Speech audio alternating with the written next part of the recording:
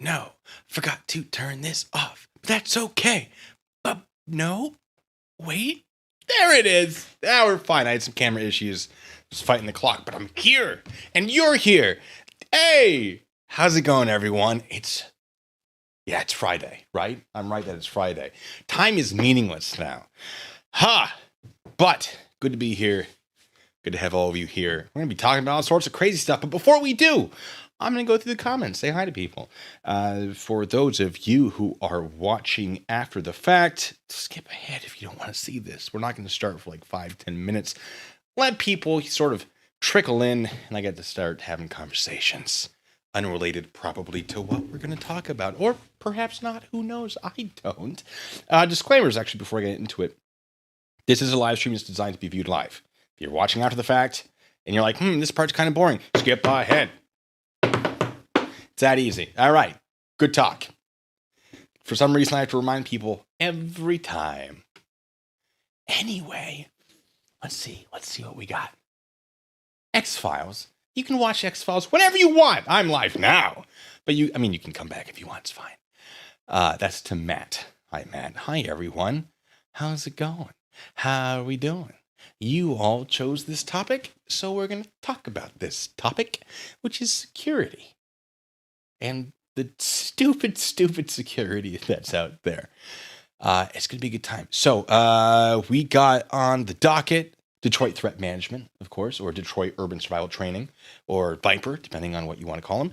We have Los Angeles Professional Security. Yes, there's a documentary that's absolute trash. And I felt like we should include some Patty Mayo. Now, Patty Mayo is not a real anything. When it comes to law enforcement or any related field. He's an actor. All of his stuff is fake. But I thought, wouldn't it be fun to look at his stuff and say, if this was real, what is wrong about it? How long would it take before he was in jail? Thought it'd be fun. He's not technically security. He's not even technically playing security, but it's a whole thing. James, thank you. Says I'm trying to skip ahead, but it's not working. Sorry. Yeah, it's. Let me. And we're at the exciting part where we go to Arash. Thank you so much. Yo. It's a little yo-yo joke for all of you. Hi, everyone. Oh, it's delightful to see you. So, how are you? How's everyone doing? There is a delay, so I'll waste time telling you that I got new sound effects. I got a new little background audio, in case we got to use it. For example, let me figure out what my foot pedals are.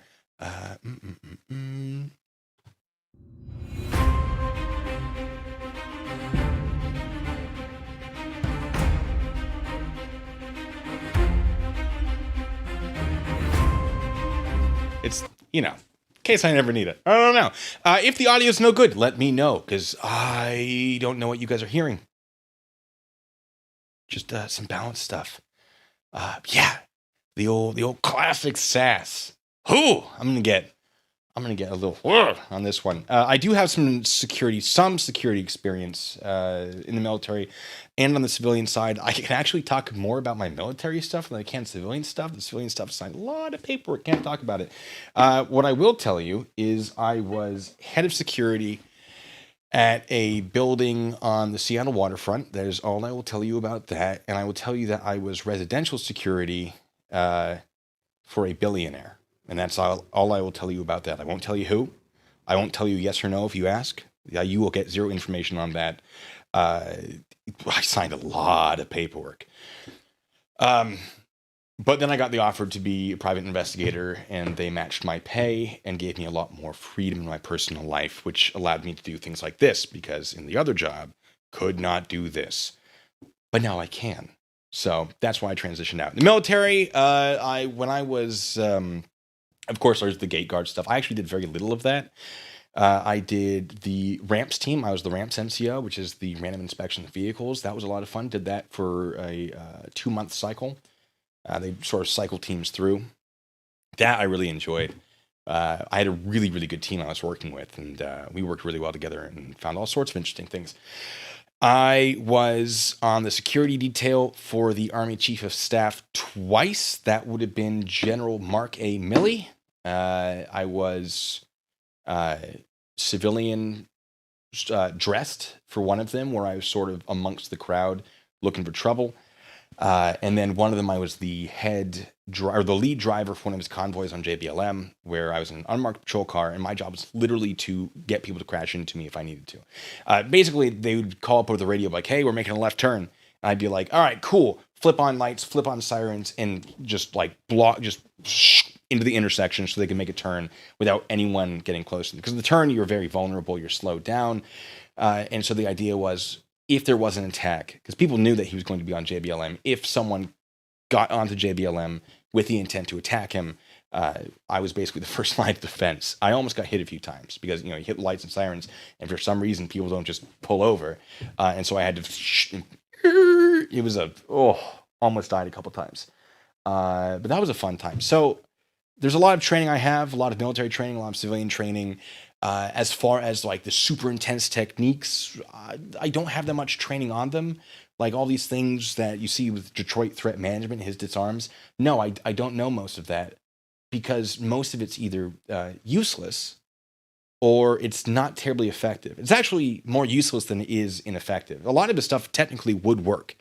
It's just that he doesn't account for the follow through or the reaction to it. Or he's training for scenarios that you're almost always never going to find yourself in, if that makes sense. You're almost never going to find yourself in. That makes sense. Yes. So a lot of my security was, I have a gun, so I'm not going to get myself into those situations. The whole thing. So in case you're wondering, like, who are you to talk about all this stuff? That's a very, very brief rundown of some of the stuff I've done that doesn't really give too much information. I'm sorry about that, but we'll find out how bad I am when I actually start talking about it. Oh, hi guys. You guys are, hello. Commentator Auditor, thank you so much, says, look at Blue looking all snazzy in this blue shirt and jacket. It's what I do. It's Goodwill. Both of these. $5, $10 probably. I love shopping for suits at Goodwill. You never know what you're going to find. I don't need a Kermit voice changer. I don't need it. Crazies. We'll get to the little, my little buttons. I love these buttons. Thanks, Rennie. Auditor Investigation, thanks so much, says, didn't Mayo get into trouble impersonating law enforcement sometime back? He pretends to be a bail bondsman, bounty hunter situation now in Oregon, where you cannot do that as a civilian. There is no civilian license or authorization to do that. That is a government thing. So if we talk about it, if we get to that, if you guys want to see that, it's going to be difficult for me to actually say, like, yes or no, this is what he can or cannot do. I know a little bit about it in Washington, and so I'm going to basically apply some Washington stuff to Oregon, but very, very loosely, because Oregon does not allow someone to actually do that, which I think is why he changed over to that, because the Oregon police, they were getting phone calls about him saying, like, what is this guy doing? Who is this? Why is he doing this? This is unacceptable that your department would do this. And they went, that's not us. He's not real. They released a statement, I believe, where they actually said he's not real. And he admitted that he wasn't real. And I think they said, you need to stop. Go be a bail bondsman on your channel, because that's not a real thing. No one's going to call the bail bondsman department being like, this civilian. And they're going to be like, yeah, that doesn't exist. So I believe that's why he changed. I cannot say for sure. I can't confirm that, but I do remember there was a change in his profession. And his videos were very amusing. They were very entertaining. They still are. But oh my God, are they full of inaccuracies and errors. Wow. It's nuts. Some of your comments.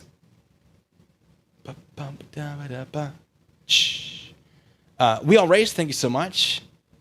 Where did that go? Sounds like DeWitt escort. Yeah, no, actually, so a lot of the techniques that DeWitt uses, I have used, and I am familiar with, and I recognize their effectiveness. It's just that DeWitt didn't have the authority to do that. He didn't have, law enforcement authority, but he still tried to use it. So during some of my streams, during some of my videos, I would look at his shenanigans and go, what he's doing is correct. I mean, not professional. He's very aggressive. If he was law enforcement, the basics of his techniques, not necessarily all the little weird bits and pieces, but the foundation of what he was attempting to do is pretty standard stuff. And I do believe he's actually worked with law enforcement, and they were like, "Oh yeah, you know what you're doing. Come work with us and help us with these whatever." And so he would actually, basically, it's sort of like being deputized. It's not technically correct, but under their authority, he would hold intersections. And then he got into his head that he could do it because they let him do it that time. It was a whole thing. So his techniques, technically, relatively accurate. There are a lot of things that are not, but the foundation of it, yes. Harash, I'll be your security. Why not? Let's do it. Next time we're in the same area, I'll keep them away from you. Anyway, I wanted an excuse to use that button. Hold on.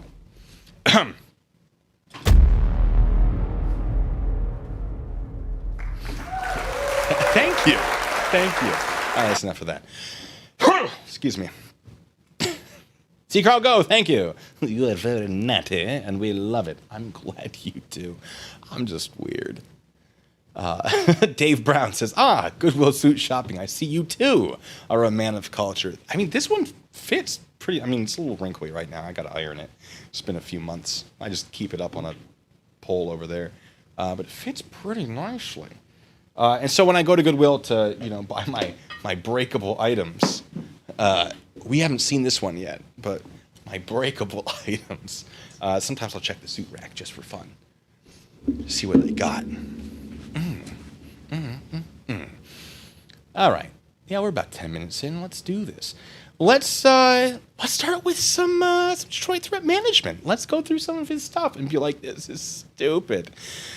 Let's see. What do I want to... If you guys have videos, let me know, by the way. But I feel like we should warm up with some Detroit threat management, then go into Los Angeles professional security, because... oh, boy. All right. That one looks fine. Let's see. Thumb release tactic. Yeah. Elbow versus shoulder subjugation. That one's probably good. His baton stuff is absolute garbage. Let's see. Pulling back. Oh, yeah, there's some guy that made him look foolish, and so he uploaded a bunch of videos being like, no, it works. Like, you still died in the scenario, but okay. What to do when someone's trying to tackle you? That one I actually have training on specifically. What do you do if a bully's trying to grab you? Here, let me show you what I'm looking at real quick. Pew! All right, now you know what I'm looking at. Boom. Comedian test. Yeah, that seems real. Right, rifle disarm. Hostage pistol disarm. Oh, this is the one I made a video on. It's absolute trash. Handshake defense. Knife disarm. Police baton assist.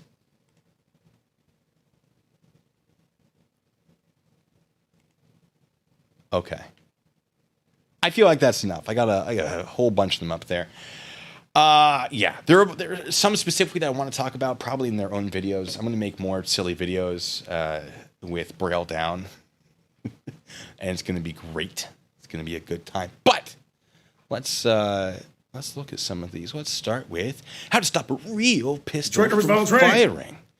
And let me pull up this real quick. Boop. And I'll put them right there. And then I can hang out and point at the stupid stuff. Yeah.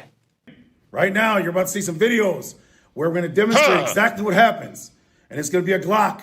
And it's going to be live ammunition. You're going to see what happens when a weapon is out of battery, even a small amount. You're going to see... that out of battery, by the way, is like... I think when the slide is not in its position. I don't know. It's not a term. I actually had to look it up. I was watching a different video of his. I'm like, out of battery? These aren't battery. I've never heard the term out of battery. It's just not one that we used. But technically, it is a real term. It doesn't fire. Now, The purpose of this is education to help you make decisions during an extreme condition where your life's in danger or someone else's life's in danger. We do not encourage. Oh, it's a 3-minute video. Even though small. Oh, okay. If you believe your life in the chamber, it does not fire. Okay, so basically, this one is accurate. Is if you take that slide and you move it back slightly, the trigger won't engage the firing pin or whatever it's supposed to do to strike the primer of the bullet and make it fire. If you aren't super familiar with firearms like me, because I'm also not, I'm okay with firearms. Let me know. I'll try to keep an eye on the chat, and I will do what I can to make it make more sense. But yeah, this one's nothing. All right, elbow versus shoulder subjugation. I actually got training in a lot of joint manipulation when it came to takedown, stuff like that, and shoulder, elbow, etc. Yeah, these are things that are a thing. So just in the title alone, I think that it might be some good stuff. But I don't know what he's doing exactly. Okay, so this video tells us basically nothing. Other than if you twist someone's arm in weird ways, it will be uncomfortable. So, like, there's nothing happening here. Teach us a technique, my guy. Yeah, turns out if you turn an elbow backwards, it hurts. Shocking. What a concept. Let's go to a different one. Come on, guy. All right, his baton idiot. Oh. What is the... Okay, so this is a great way to die, by the way. This just makes you look stupid. Wow. There's a strike one, strike two. Okay, so let me teach you something about batons. I am a trained expert in, but I have training on batons. I have real government, police, military training with batons. I've carried a baton on duty, and when I deployed to or mobilized to Washington D.C. for the inauguration last year, was it last year? My God, last year we had batons and we trained with those as well. Now those were longer, like hit them from a distance batons, but I trained with all sorts of batons, the collapsible, the long riot batons, and I forget the name for it, but it's like a baton. It has like a little thing coming off of it, and that's its own thing.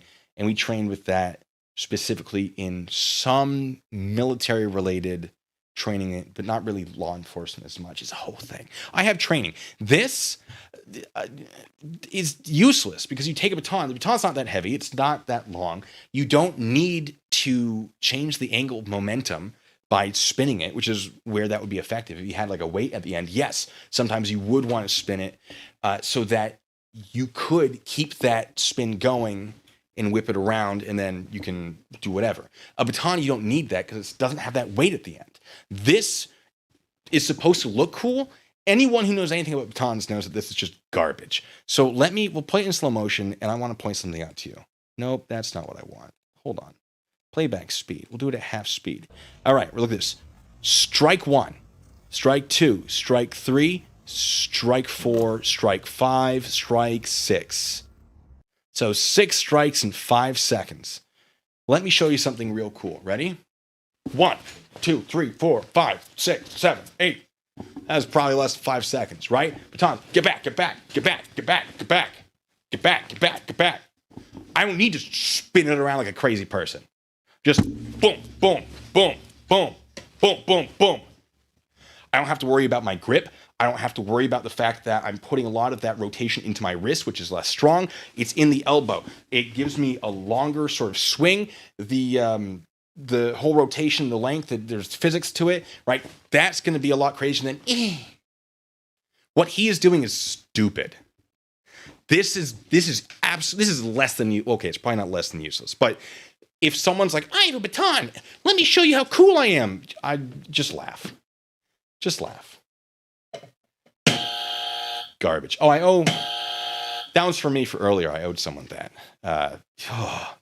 Circo Go, thank you, says, if I did that in those tights, then those tights would explode, and someone would most certainly be mortally wounded. Well, there you go. There's a technique and a tactic. Yeah. There's a reason. So, you know, like people are like, oh, karate. And karate can be effective. Sure. Like, yeah, I'm trained in the martial arts of the East. And then you look at like the octagon and guess how often karate gets used? Not that often. Sure, there are kicks, you know, and some strikes, but like, turns out a lot of it in a fight, in a prolonged fight, grappling is what you need to know. Yes, strikes are important, but they're usually more important in the beginning, right? Especially if there's a sucker punch involved. That could be the deciding factor. Whoever gets that first strike could be the deciding factor. So there's a lot of stuff where if someone is trying to attack you, grabbing them and taking them to the ground might be your best option. It really depends, though. Like, it really depends. But this is stupid. This baton stuff is absolute garbage. His baton, I don't think there's a single video of him using a baton that I don't just absolutely hate from a tactical standpoint. Just trash. How's everyone doing? All right. Artie, I know, right? What even? I assume you're referring to that. Just no. Just no. All right, what else we got? Oh, if someone's trying to tackle you. Yeah, that's not going to work. That's if someone's trying to grab your leg. Let me give you the full screen. Ugh. If someone's trying to tackle you. Give me the full screen. Come on. There we go. All right. And they go for the leg. And he puts an elbow in the back. All right. So that pressure is not a bad call. Putting that leg back like that gives him a really good center of balance for this specifically. Because he's basically rotating with it and putting the pressure on the back, getting his leg out of the reach. Because what this guy is basically doing is trying to grab the leg and pull him off balance, right? So you grab the leg, and there are a few things you can do with it, but generally what you'd want to do is grab it and then push probably up and forward and sort of roll him down, and then he'd be on his back and you'd be able to try to get a full mount and just ground and pound, as our boy Glenn Serio likes to say.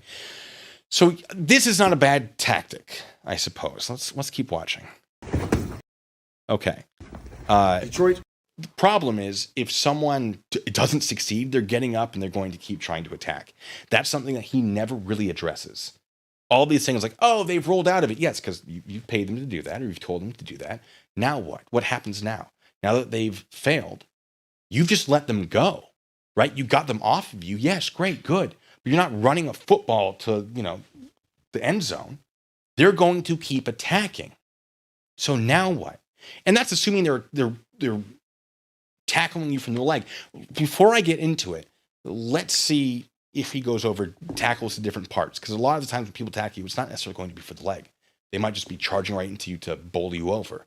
And that's not going to do much for getting bowled over. We'll get into that. Let's keep watching this. Urban survival training.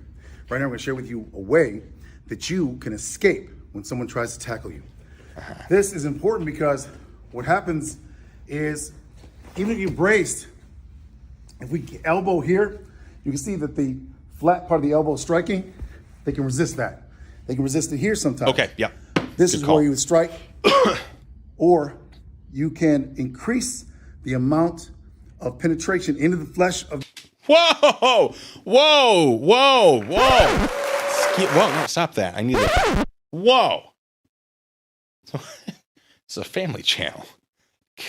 The aggressor by simply taking your elbow forward here and dropping it down so the point actually strikes them, either base of the skull or the middle of the back. That's not bad. Then you can get yourself freedom and get yourself out of there. It's intelligent out. And that assumes that they don't adjust for that and turn and just grab you by the waist is what that assumes. Because even if they grab you by the waist, yeah, you can put your elbow down, but you can only put it down so far, right? If you're standing and they're on their knees, careful people, grabbing you by the waist, there's only so much pressure you can put on your elbow before you're off balance and they can just sort of grab you and roll you back or do all sorts of things. So initially, yes, the initial, and this is every single one of his techniques almost, initially it checks out. Yes, in that exact scenario, it would be effective. But the scenario continues after that. So So, TC, thank you, by the way. Yes, his baton technique in that video reminds me of that guy with the sword in the Raiders of the Lost Ark. It's funny you say that because I was absolutely going to take that video and put that clip where the guy's got the sword in Indiana and just shoots him. 100%. I'm glad you also thought of that because my God. All right. Option. That's okay. So that's the only thing. So if someone's rushing at you to tackle you and they're going for your sort of your upper torso, what I would recommend, what I found to be very effective, is you sort of pop up, let them hit you, and then just guillotine them. So you wrap around their basically their neck from above. And depending on the scenario, you probably don't want to put too much pressure. But if it's a fight for survival, yeah, you just kill them. That's not legal advice. But you basically just let them hit you, wrap around, kick your back feet up into the air, and then just lean forward. And so what essentially happens is they hit you, and you just boom, and you've got their head controlled, and they're going to be struggling quite a bit. And that's really good for a single person. If you're fighting a single person, fantastic. Multiple people, no. Multiple people, actually, this technique is really good because you're basically just deflecting the momentum, and then you can get up and take on whoever the other attacker is. But of course, he hasn't addressed that because he doesn't know when these techniques would actually be effective. He knows this is joint manipulation. This would do this. This would do that. He doesn't actually know how to apply them, I think, in a real scenario. I don't think he knows any of that stuff. Nothing he has done on this channel indicates to me that he actually knows how to apply the things he's teaching. Sure, he can teach a motion, but when do you use that? I would advertise, this I would teach, sure, for multiple attackers. But for a single one, no, I think there are better options. This would also be effective for a single person, but I think there are better options. All right, moving on. Detroit Urban Survival Training. Rifle disarm. Let's see. We don't train. I've never trained for rifle disarms, but I'm pretty familiar with how rifles are held. And so I will try to deduce whether or not this might be effective. I can't give you 100% on this one. Now, we're going to demonstrate a rifle disarm. If I try to grab the gun, he's going to fire. Okay. First problem I have is that when you have someone at gunpoint, don't be closer than 6 feet, if possible. There's no reason for that because they can do something like this. Come on, people. Just boo this man. All right, that's bad training. Sure, it might happen. Great. Unlikely, though, because guess what guns are used for? Shooting people from a distance. That looks, what kind of gun is that supposed to be? That's a SCAR? Rifle disarm. Is that if I try to grab the gun, he's going to fire. It's just it's got the SCAR back. I think it's just an airsoft gun that's supposed to kind of look like a SCAR, maybe. SCAR is a very accurate rifle. It can be chambered in 5.56 or 7.62. Those are bullet types. That's its whole selling point, is that you can swap out, I think, the upper receiver depending on what mission you want to go to on. It was basically advertised to special forces because they do a lot of crazy missions that require a lot of different gear. And so the idea was, instead of having 2 guns, you can just have 1.5 and sort of swap parts out, if I'm remembering correctly. Don't cite me on this. But sure, yeah, you wouldn't want to be that close by any means. By the way, if you for a legitimate and lawful reason have someone at gunpoint, do not be this close. And the fact that he's training for this, I don't know. I've never taken this training, so I don't know if he teaches don't get this. This is unlikely. But let's see that again. Okay. Wow! Congratulations, you smacked it. And you know what they do? They go bloop. And you're back to square one. And then they shoot you because they know what you're going to do, or they take some steps back, right? He has a grip on the barrel. He actually has a video where he's like, the hands are not designed to hold things. If you have that rifle, do I have an analog for a... This is going to be a prop for later, a different thing. You have don't worry about it. You have a rifle and someone grabs your barrel, just twist it and pull it out, right? There's a lot of sort of sharp bits at the end of the barrel. So you have a really good grip because not only are you holding it here, but you have your grip here, which you're wrapping around, and you have a lot you can do, and you just twist it, right? You can punch it, you can twist it and pull, you can smack it around. He's not going to be able to hold it. Just bang, bang, bang.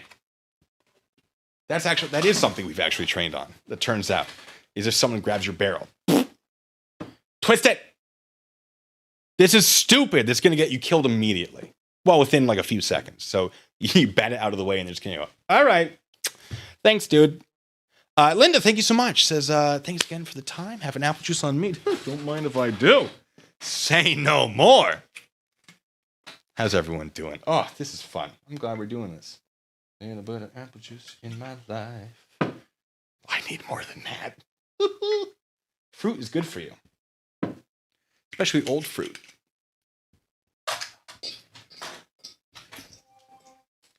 All right, where was I? James, thank you.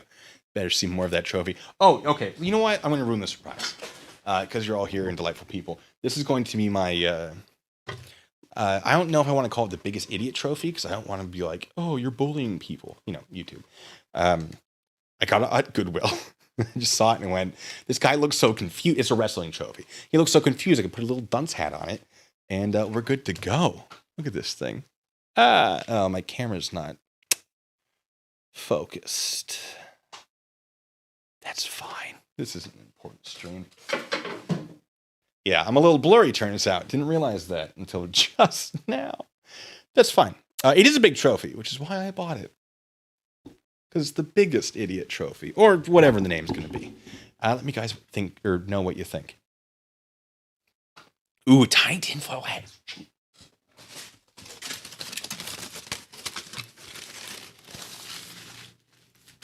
Something like this. This is from my video on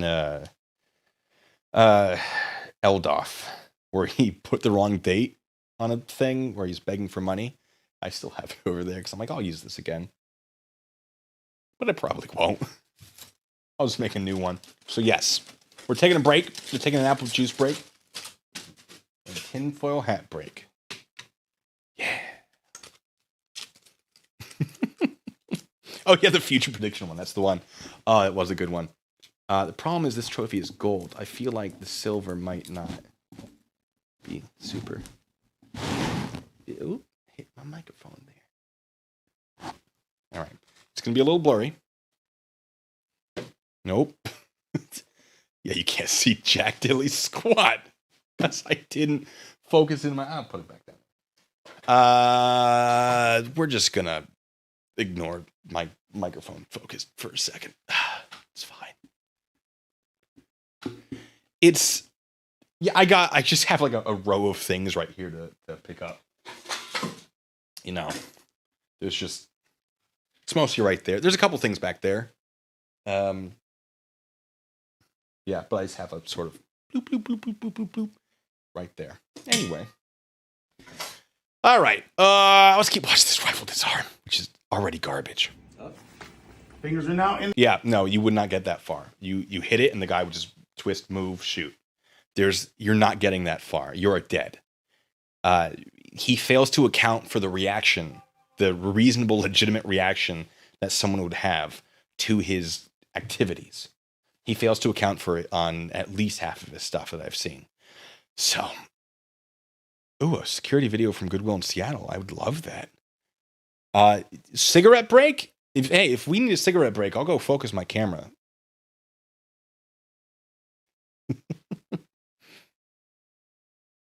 You let me know.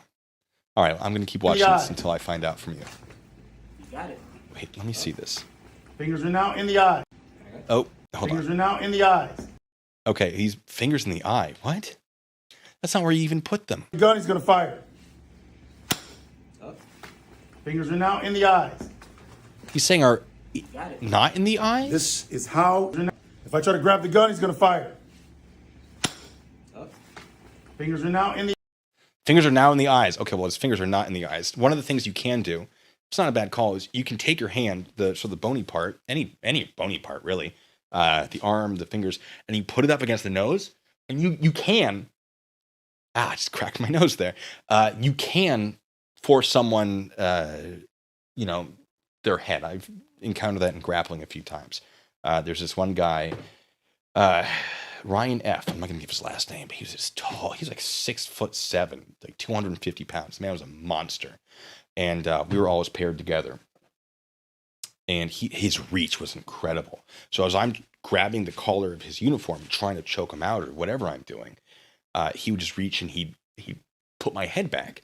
The problem in the real world is I would have bit his finger off, right? But this isn't real world. So putting your hand near someone's mouth, not necessarily a good idea. The eyes, maybe, but oh, you got my eyes. Oh, right? You move. A person's going to move their head. That's what's going to happen. It's nuts. It's nuts. But yeah, so pushing there, sure. Eyes temporarily until they move. And then you have to worry about, oh, you just made them even angrier. Well done. And now they just give up the gun. They're going to fight you for that gun harder than you've ever been fought for something in your life. You try to take someone's gun away, they're going to just pure guerrilla nonsense. It's going to be nuts. They're not just going to... Every scenario is just his people. Oh, my hands are all of a sudden slippery. Or I've like lost the feeling in my arms. It doesn't make sense. That's not what would happen in the real world. This technique would never work. He's going to be like, oh, come on down and try it. No. Pay for my ticket, pay for my hotel, pay for my food. Sure. I don't need to go through all that trouble to know that this is incredibly dumb and it's going to get people killed. Well, probably not. Because no one's going to find themselves in this situation. They don't get up to your chest. That's Hollywood. And Hollywood does it so that the good guy has a chance to kill the bad guy. So no one does this. And this technique wouldn't work anyway. Kills me. Anyway, am I mad enough for you all? Just. All right, take the time to focus the camera. Got it. Let me find my foot thing. There we go. All right. I'm gonna get the back of his head. I'm gonna go focus it out. My computer, don't worry about it. It was only expensive and now it's making noises at me. I think I just knocked loose a... What just happened?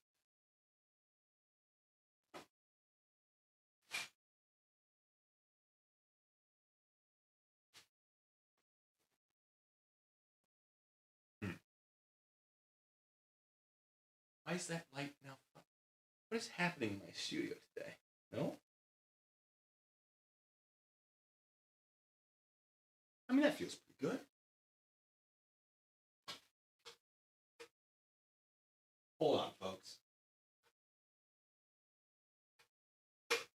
There we go. Bumped a thing. It was unhappy.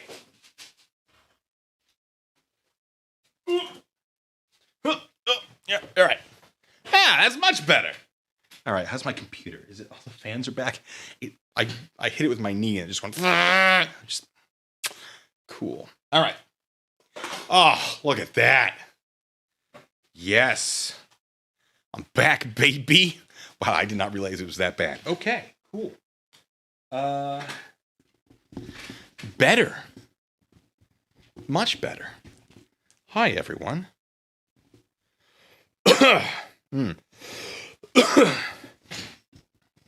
It's a chunky boy. I mean, it looks bigger when it's, it's like 1.5 feet, 2 feet.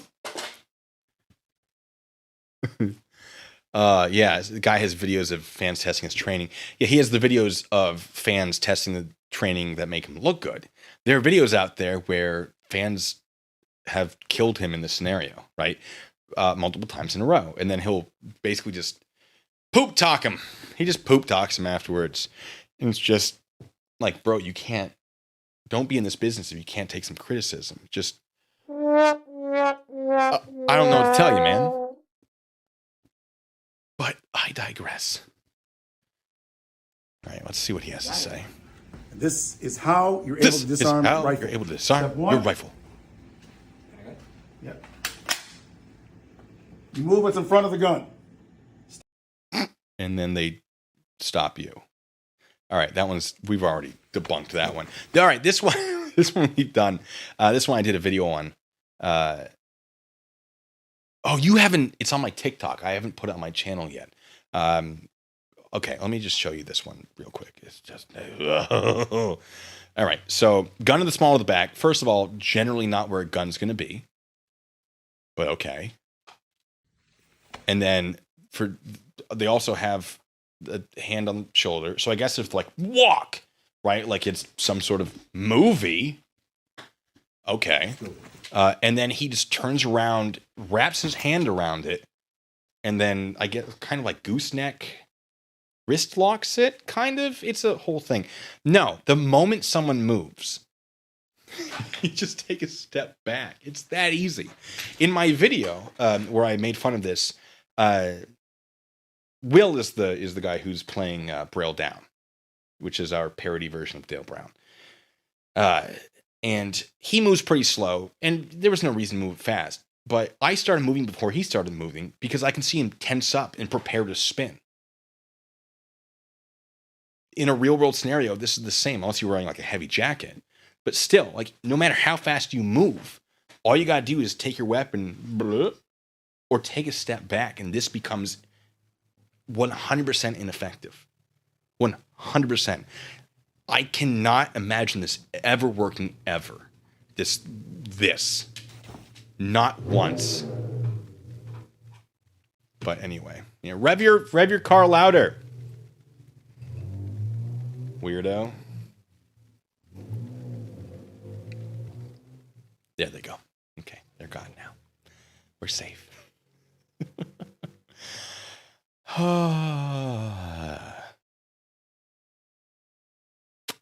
Anyway.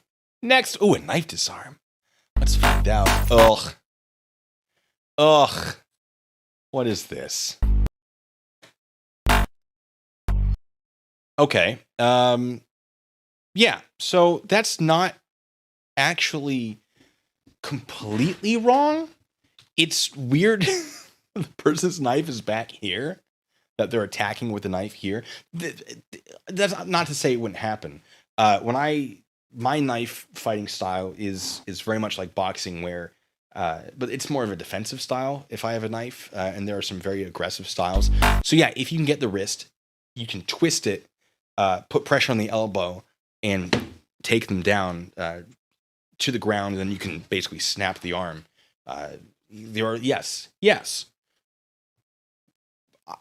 This is fine, actually. This I don't hate. This is a pretty basic move. I don't hate this. It wouldn't look like that in real life, though. The way the person's falling would not look like that in real life. Is that a knife to the throat? Hold on. Knife to the throat. That's generally not going to ever happen. But yeah, if you can grab it and overpower them, if right, but the moment you grab someone's wrist to get their knife away, they're then going to grab your wrist and overpower you and probably take you to the ground. Right? The moment you have resistance while you're standing, expect to end up horizontal. So this is unlikely. Let me see that again. Let me see this in slow motion.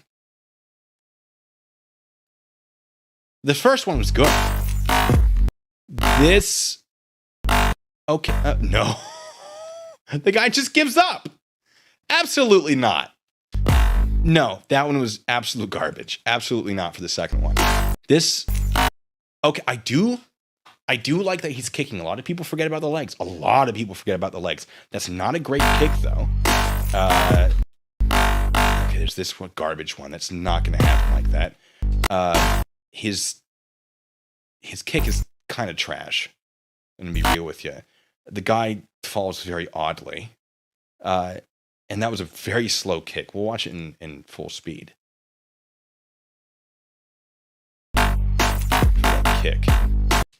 Yeah, no, the guy had nothing but time to figure this kick out, to basically move his right leg. Nothing but time. Look at this.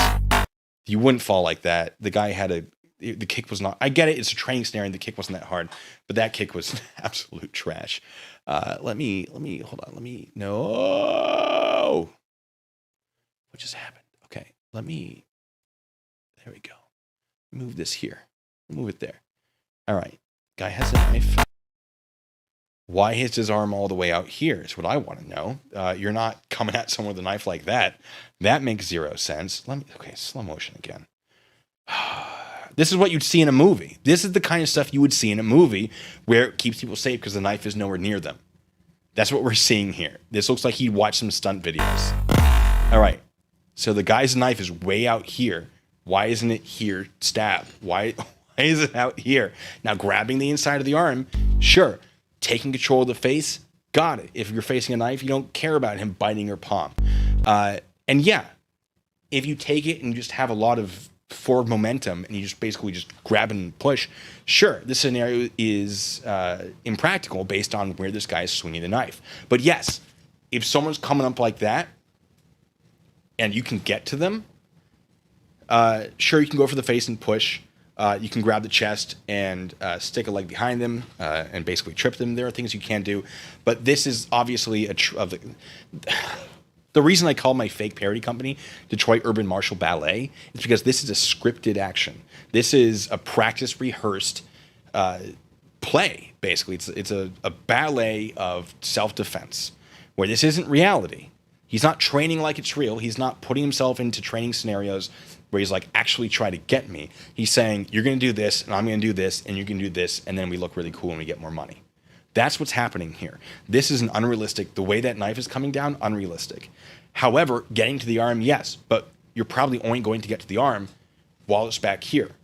And that's probably only going to be feasible to get to that arm if you're already very close. And if you're already very close, this is probably not the tactic. This is going to be the tactic where they can just grab you, bear hug, and start stabbing into your lung from the side to the back. It's so impractical. And sure, maybe I'm giving the attacker more credit because I've trained to actually fight killers, right? But always assume that the person who's attacking or who you are defending yourself against is a competent fighter, or else you are probably a lot more likely to die. Never underestimate your opponent. So to train people, yes, technically this would work, but this is not likely to be a thing that you would ever encounter. And if I were to train this, it would be at the end of basically training the basics and saying, situation. This would not be a main video that I released. It would be part of a bigger thing because this is just stupid outside of the context of it. So it's just, ugh. What else has he got for knife stuff? Gonna scroll back up to 75. What was that? We're slowing it back down because that was this. Okay, no, we're gonna watch it full speed. I can't even. What the hell was that? She slapped him gently. Like patty cake, take him down. That's the stupidest thing I've seen so far. What? What was that? No. All right, so she comes in underneath, hits his... Okay, so she doesn't play patty cake. It just kind of looked like it. Yeah, because she brings her arm... That doesn't make any sense to me. No, stop it. Hold on, let me give you guys a view I'm having. So she brings the hand and grabs the knife keys from her throat, grabs the side of the guy's face, and takes him down. He's about twice her size, so he's just going to go, yeah, and continue killing her, probably. This is a dangerous move. This will likely get you killed. Could it work? Sure. Is it likely to work and not get you seriously injured? I would say no. Absolutely not. How are you guys doing?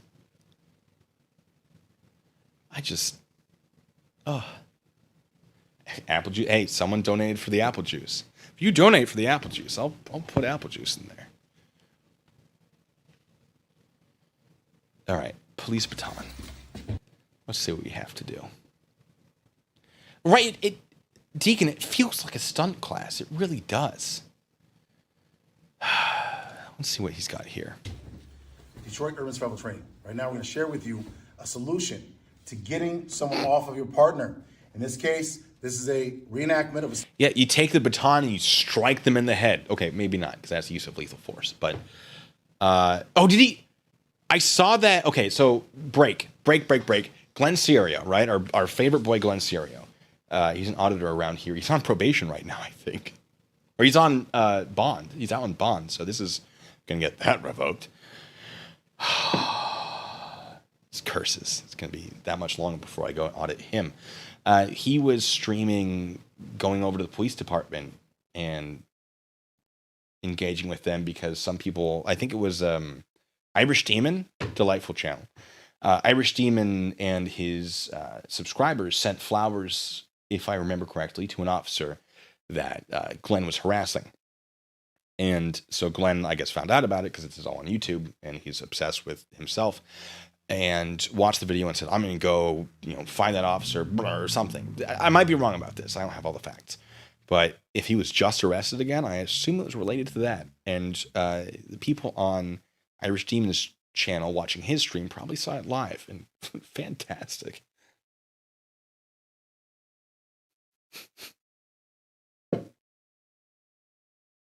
Yeah.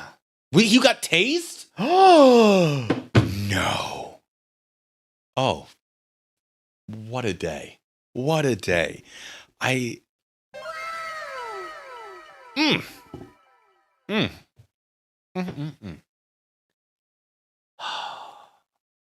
So good. I love it. I'm so excited. Wait, I got one more. Hey, everyone. Glenn Serio was just tased and arrested. Oh, no.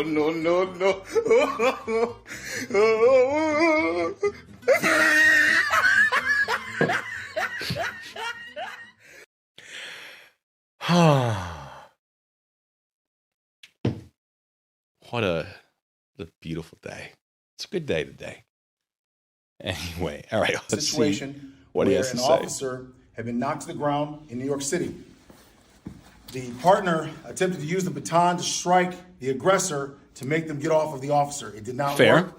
And a good way to do that, to get them off, some of the very simple ways, take the baton and go straight to the top of the. That actually would be effective because the guy's already locked in. So he can't move his head out of the way. Pressure from a baton directly to the skull like that is going to be very painful.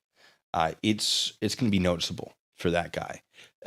Depends on if they're like on PCP or something. That's actually not a bad call. You don't have to answer so many questions about use of force with an actual strike. That I don't hate. And then to get away from it, he would have to release his grip on the partner, which would increase the partner's options. I don't hate this one. Skull and push. The idea that he would roll back like that seems a bit absurd, but at that situation is 2 against 1. Not terrible. I'll give him that one. I'll give him, yeah, not too much though. He doesn't deserve too much because the knife thing, ugh, the baton, ugh, and the disarms, garbage. But Sarah Marie, thank you so much. Praise be to P. Barnes. I don't have that as a button, unfortunately. Curses. I'll add that to the list. Push them off. Another way to do that See another way. Let's see it. is to take the baton and push it into the face, anywhere in here, and just hold it. So the same thing, just in a different location. Yeah, no, of course that's going to work. Very painful. I'm not going to squeeze hard, but it's very painful in here, and it will rip them off of the. That would probably work. Cheers to that. Yeah, in that specific scenario, sure. Are you likely to be in that scenario? Probably not. His guys aren't, because his people I don't think work in pairs, but sure, I'll give it to him. All right, how to disarm a stick or a bottle? Oh, we've already seen that. It was the same thing with the knife where you grab them in the forearm and grab their face. Yeah, that'll work. Let me show this to you in slow motion. All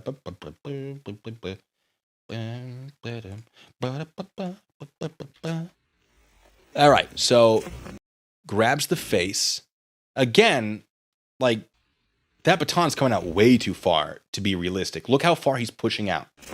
He's not actually, like in a real swing, you're coming like that. This guy's coming out and like extending his arm so that she can grab it for this scenario. You can watch him give her the arm for her to grab. Yes, in real life, if you can get inside and grab that arm, you can control it. However, in this kind of scenario, don't miss, or else it won't work. Basically, getting inside the swing, like you might still get hit, but you're going to reduce the effectiveness of that item because it's really based on having a large swing because of the angular momentum, I guess, at the end. So if you're inside, sure, you might get hit, but it's going to be a lot less of a hit through, the physics of force. But you can see him give the arm. If you can get to it, yes. But you lose, one of the first things you lose in a high-stress situation is fine motor control, the hands, the fingers, etc. So if you're going to get good at this, you have to train on this constantly. And you have to train for different angles. You have to train to be surprised by which one it is. You basically have to train your body to move before you react to it. It has to become an instinct as opposed to a thought process. Because if you train enough, your body will do that. When we were in basic training, there are certain things we are taught. There are things you're like, why do we do this? This is garbage. And then when they actually put you through stress training, you're like, oh, my body is instantly reacting in this way. Why? Oh, it's because in the chow hall, we held our plates like this. I'll explain that one actually. In the chow hall, when you're going down the line, you step sideways to, you have your tray and you hold your tray like this. Keep your elbows out because that's, it turns out, how you hold grenades. So that if someone bumps you, right, you're basically clearing space out for yourself. So someone like people aren't bumping into the grenade and the pin's not pulled. But when you take a grenade out of your pouch, you hold it like this and you get ready to pull it. And you give yourself some distance with the elbows. It's a whole thing. And then when you're ready to throw the grenade, twist, pull, frag out, whatever you say, etc. And so you learn all these tiny little things so that your body reacts in a way that is effective.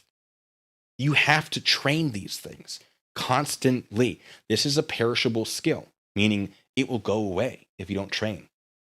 And so that's something I don't see him talking about, is that if you want to be able to do this,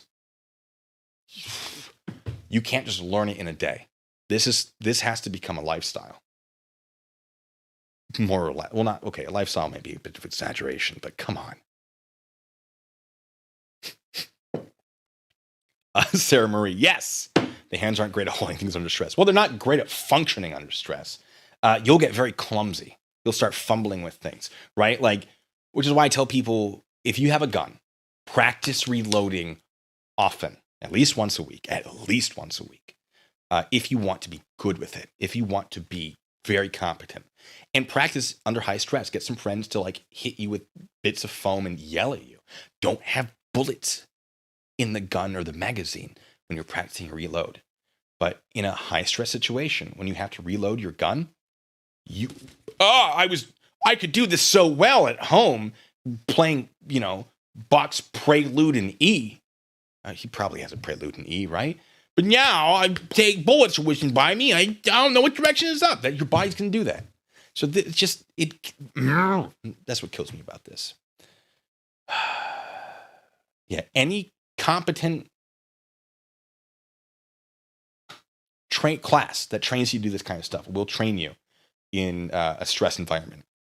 If they don't, I wouldn't trust them. Now, maybe the techniques will be good, but they're not preparing you to actually protect yourself. They're just teaching you some choreography. I would not consider a class to be good unless it actually put you through a stress training event.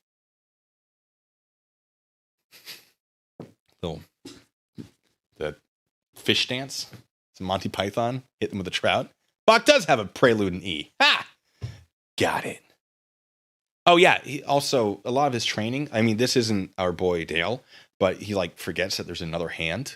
So, if you grab something and you're just like, yeah, just punch him, right? It's a whole thing. Sarah, I figured that's what you were saying. Dale thinks hands aren't meant to hold things or good at holding things. That's literally their purpose. However, there aren't that many muscles and tendons in the fingers compared to the bicep, the tricep, the whatever set.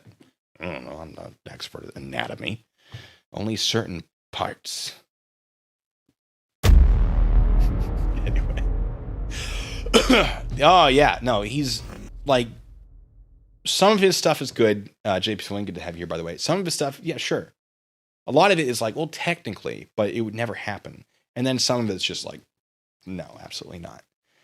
That's all I got from him. We can go over him a different time for sure. Do we want to talk about Patty Mayo, or do we want to do Los Angeles Professional Security?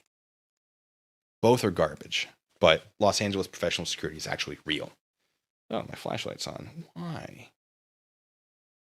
Oh, there's going to be a delay before you hear me say that. So, let me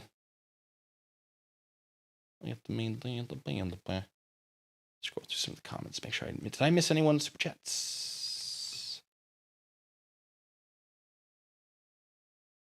Did I do that?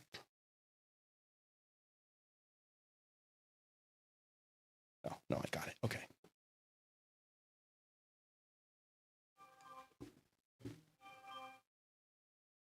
Okay. Yeah. Go. Yeah. All right. JD has better moves. Well, he's got more equipment.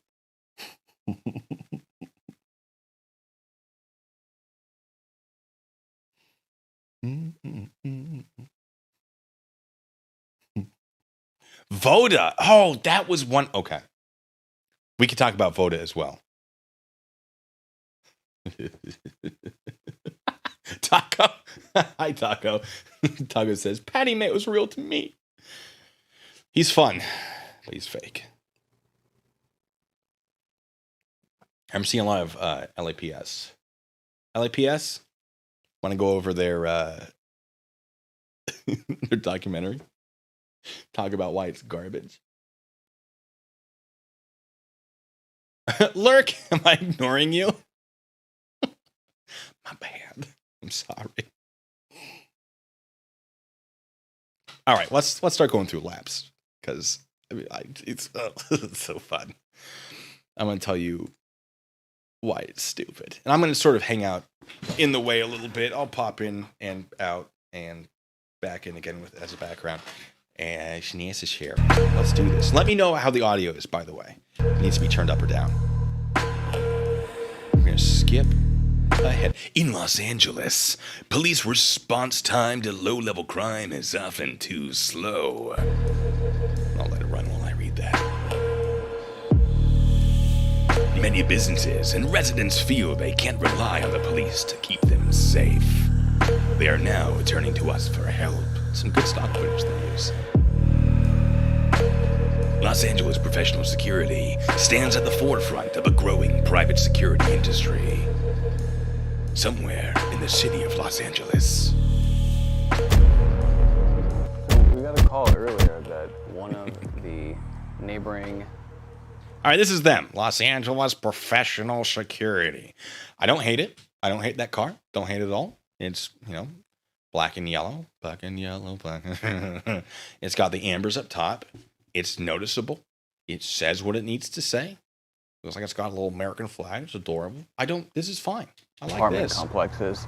Saw someone enter one of... This is James Kaspari, I don't know. Founder and CEO, Los Angeles Professional Security. our facilities. Uniform is not terrible. I would have liked to have it say security on the back or anywhere. I don't think California uses this color scheme though. I'm going to let it slide. I would love to know if that actually has Kevlar in it though, the vest. Because apparently Detroit Urban Survival Threat Management, whatever, they wore the vest, but they didn't have Kevlar, which I thought was hilarious. One of his former employees made a video talking about it. He's like, we had tactical vests. They would not protect us, though. Many of us just didn't have guns either.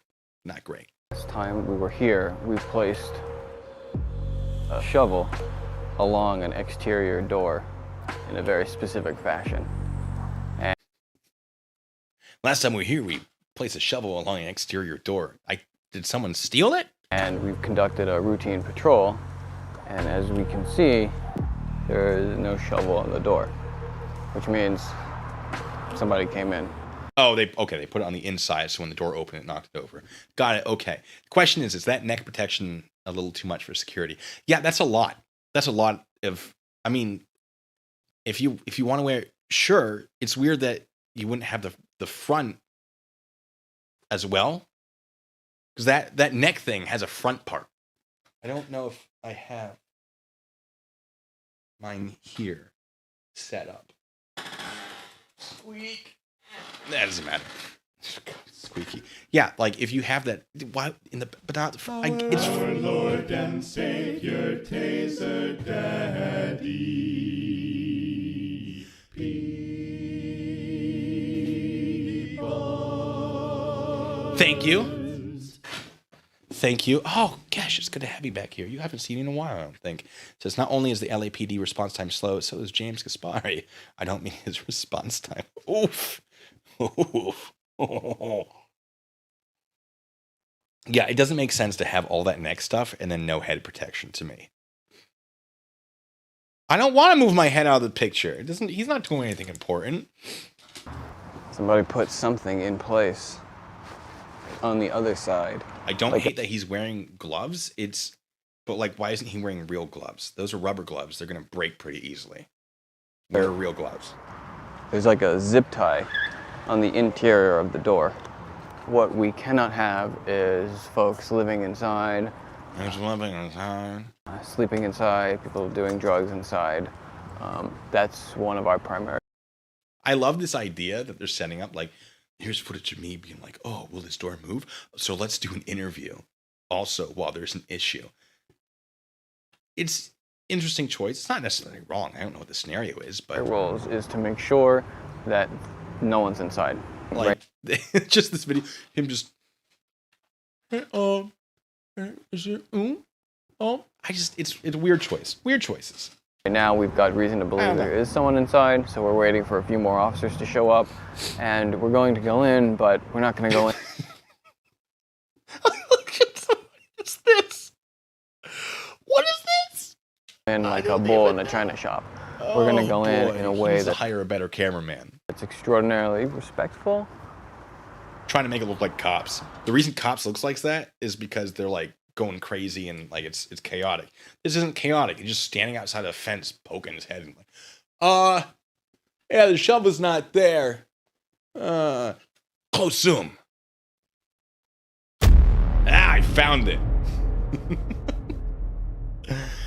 All right, moving on. Oh, commentator auto, I think it says, so why can't we take the person to jail? Say it with me, Mr. Kaspari, you are not a cop. Bingo. Kermit is LAPS officer, please. I got you. We have a trespasser on one of the houses that we secure. Can we get some backup from the local Los Angeles police, please? Okay. Yay! How's that? Is that what we want? Come over here. Come over here. Get down. Get down. Oh, yeah. So we're giving an interview and we've been loud and being like, yeah, we're just waiting for it. Oh my God. I think they heard us. I don't think there's anyone on the other side of the fence, by the way. Come over here. I don't. Be advised, we have subjects inside of 355. Hey, I was being real loud earlier, saying that I suspect people are inside. Well, I think they heard me, so now I think we gotta be a little quieter. Glendale, confirmed.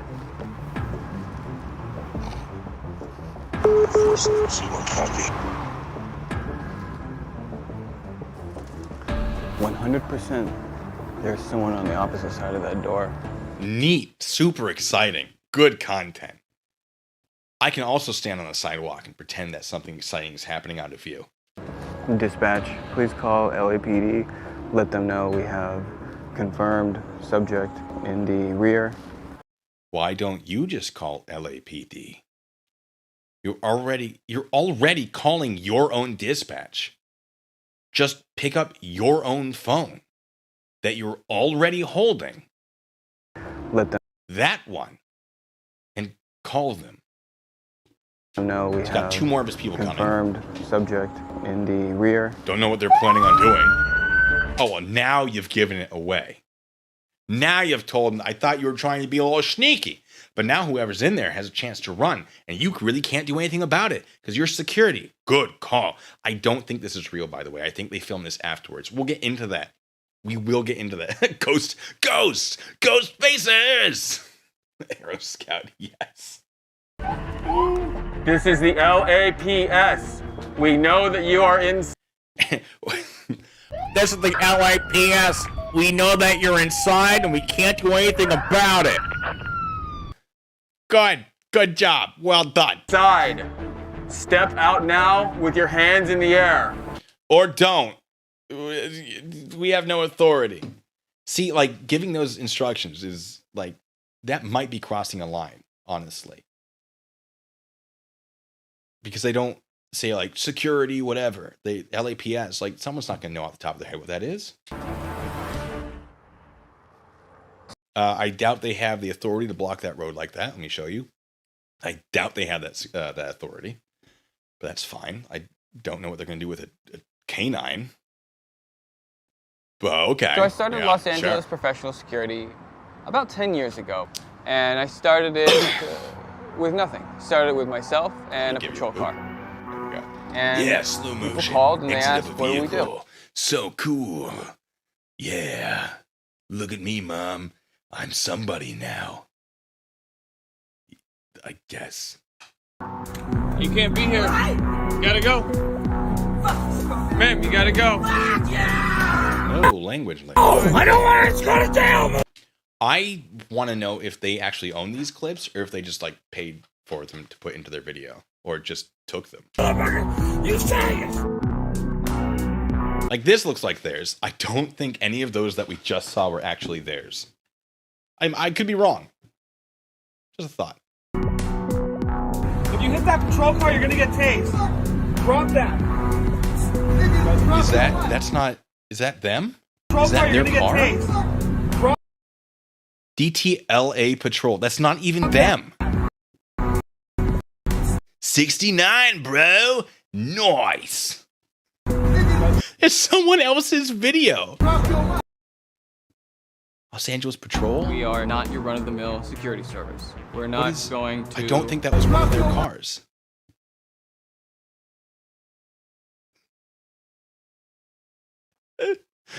That patrol car, you're gonna get tased. I gotta look at it again. Yeah, DTLA Patrol. It's not theirs, I don't think. We are not your taking someone else's run-of-the-mill video. security service. We're not going to stand outside of your building for an hourly rate. We are indeed a law enforcement-based subscription service. What we do is patrol in a marked patrol car. This is basically one of the things that Detroit Threat Management also does, is this kind of security. They do a few other things, but yeah, but it's a thing. J. Pavilion, thank you, says, so all LAPS are a glorified witness person's report whenever crime. Okay, sorry, hold on. So all LAPS are a glorified witness person's report when I'm sorry, I'm reading it wrong. But yeah, they're basically glorified witness personnel. Yeah, so essentially, I mean, as security, they have some authority to do some things, but not that much.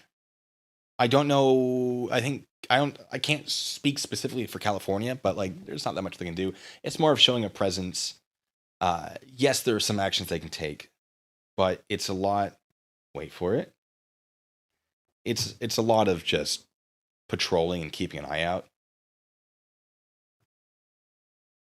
LAPS is the same company. I actually had some words with one of their officers about responding with their lights running at fast speeds, which of course they are not allowed to do.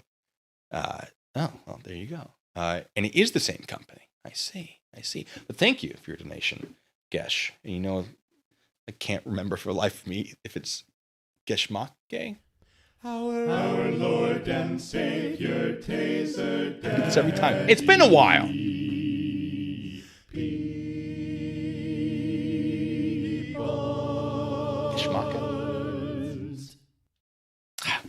It kills me every time we go through this. Every time. An officer in a uniform just like mine will randomly and routinely come by your home or your place of business. Which is not bad. Alternatively, it is cheaper to get a security system that you buy, $200 worth of cameras and sensors and have it monitored remotely by a professional service. Geschmack. See, it is Gesh. I was thinking of that. I am familiar with some of the companies like, oh yeah, you install your own thing or we install it for you, and then you get peace of mind because we have a monitoring center. You can do that, and it would probably be cheaper than hiring them to patrol for you. Just a thought. We can talk about that, folks. I got all sorts of info. Look for anything out of the ordinary. Thank you, So Steven. right here, we got a guy who's panhandling at the drive-thru. Thank you, mechanics.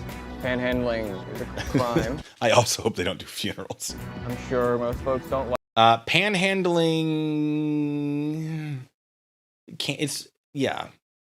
Generally, it's more of a civil infraction.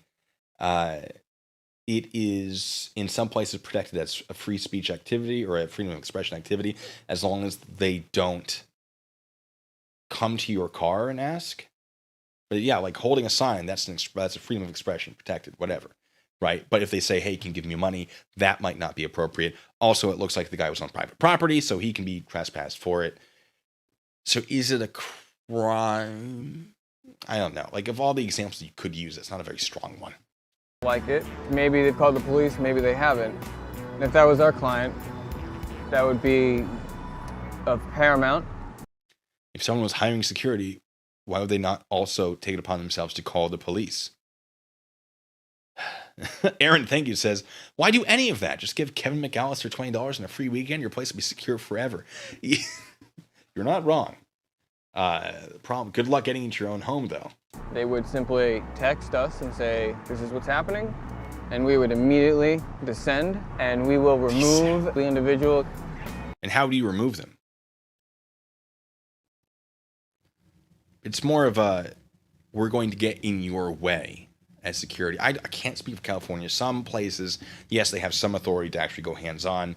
But a lot of the times, to protect against something like a lawsuit, security is basically, their job is to separate the issue from the general public. And some of them do have some minor authority to detain. If, of course, and you also have citizens arrest, but that applies in specific situations. It can be pretty complicated. I don't know exactly what the criteria for California is. It doesn't really matter in the context of this. But yeah, they're not really going to be doing that much other than freeing up the time of an employee that might be watching this guy. Patrol in this industry is kind of the top echelon. There's a lot of folks who can be a security guard, armed or unarmed, and work at Home Depot. Having a firearm, a vehicle, and going from location to location is a little more of a responsibility. According to him, I disagree with the top echelon of security. I would put top echelon of security around, I don't know, protecting celebrities at the Oscars. But what do I know about that? I'll never tell. The second part of our service is patrol response. You have the right to call or text our phone number and say, there's someone who's trying to gain entry to my building. I'm a tenant in an apartment complex and I walked in. Yeah, that's a police body camera. That's not even your footage, but okay. To the common area and there's a guy sleeping. It might be. I doubt it's recognize theirs. him. Can you remove him? Pretty much anything you would call. I'm convinced that's not their footage either. Because why would you have this guy in the back of your car? Law There are situations where you would, but like enforcement for. You can call us for.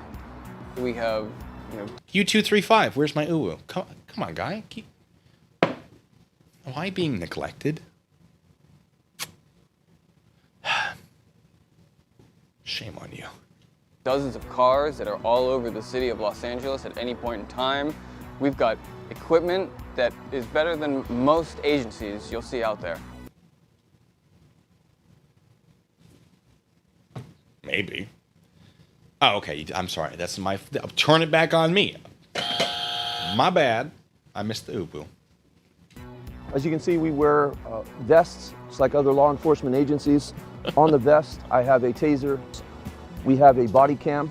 Good. All of our officers, of course, wear body cameras. Yeah. No matter where I am in the world, all I have to do I still don't is take believe out that's my their phone, footage. and I can see exactly what my officers are up to. Every single time one of my officers has contact with the public, our dispatch center is watching. They're watching to ensure our patrol officer is safe. Not and bad. to ensure the public is safe as well. Notice our rear view camera has been completely replaced by a camera.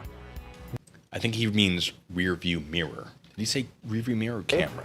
And to ensure the public is safe as well. Notice our rear view camera is... Yeah, I think what he meant to say is rear view mirror, and they still kept it in, but that's okay. Gishmak, thank you, sis. Better than most parking enforcement agencies. Fair. Yeah, isn't Axon, isn't JP Filling, is that the one that DeWitt used? What are we watching? We're watching the Los Angeles Professional Security documentary, LAPS, and why it's just absurd. It's absurd. Been completely replaced by a camera. This is actually a wider field of view. Is Unless he means like the original camera is replaced by a better camera. I don't really by the care what he United has to States say Marshals, about this. Wait, hold employees on. who are trained by the California Highway Patrol, by the United States Marshals. He's saying his employees are trained by these people. Yeah, you can get civilian training by those groups. That doesn't mean it's going to be, you know, the equivalent by any means. We have 2 drug enforcement agency officers who work with us. To enforce drugs? Under what authority? Or is it just like this is a second job that they have? Twice a month. We have 2 Twice a drug month. enforcement agency officers who work with us twice a month. Sounds like you've paid for training twice a month with them. Maybe. I don't know what twice a month is even going to do. Yeah, they're there. We have 2 DEA agents. Twice a month. Good luck. Hope the drugs are when they're around. We have 2 canine officers. I'm zoomed in on his video a little bit. We are I would love to know what his canines are for. in a position to respond in force to effectively anywhere in the city. To do and what? Remove any negative element that a client of ours is threatened with. But how? And with what authority? It's the problem with security. Like, what are they going to do? There are limits. There are things they can do. If it's something that can that equates to the elements needed to affect a citizen's arrest, great. Yes, having security do that, fantastic. If not, yeah. They are cute dogs, that is true. Ow, stop it. And we're back at the defense event. After determining police would take too long to respond, James made the decision to enter the property. Bam. Yeah, got it. Get it. Ugh. Oh, On the right through inside, that they zip put a tie. bolt through the hole. Oh, so now it's not a zip tie, it's a bolt. Story's changing. I don't know. So Makes me doubt it. Mikhailov. Sergey Mikhailov. Привет. До скорого. No. Как дела? До скорого is see you soon. Как дела is how are you doing? Hey, Stacy. Ooh, back at you. It says, I've been waiting for you to talk about LAPS ever since you posted that poll a little while ago. They look like a more tactical metro state. Basically, yeah, I think they're a little more chill. I think they probably break fewer laws, but yeah, they're pretending to be like this video is making them look like something they're not, in my opinion. So, Kaylee asks, why doesn't he just join the local department? In part of this, I might have skipped past it. He says, like, oh, I went here to try to join, but then I found my true passion was in security, which tells me he didn't make it, so he did something else. That's what I gather from that. But yeah. Aaron asks, so now he's trespassing. Not if this is a place that he has the authority to actually enter. So if someone pays their company to pull security, they probably have an agreement where they can access the property if necessary. So, but if they find someone there, what can they really do about it? Not that much. Although, having a camera that can record what's actually happening is pretty good for, future prosecution against the trespassers. But I feel like they're more cost-effective options. So, wow. You had to go in and push it up. Yeah. All right, hold on. We're going to look at their terrible, terrible tactics now. Okay, so one guy's just going in. The other one's still trying to catch up.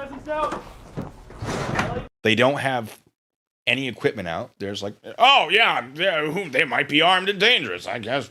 Now that I'm in the fatal funnel of the doorway, I might as well get something out. Garbage.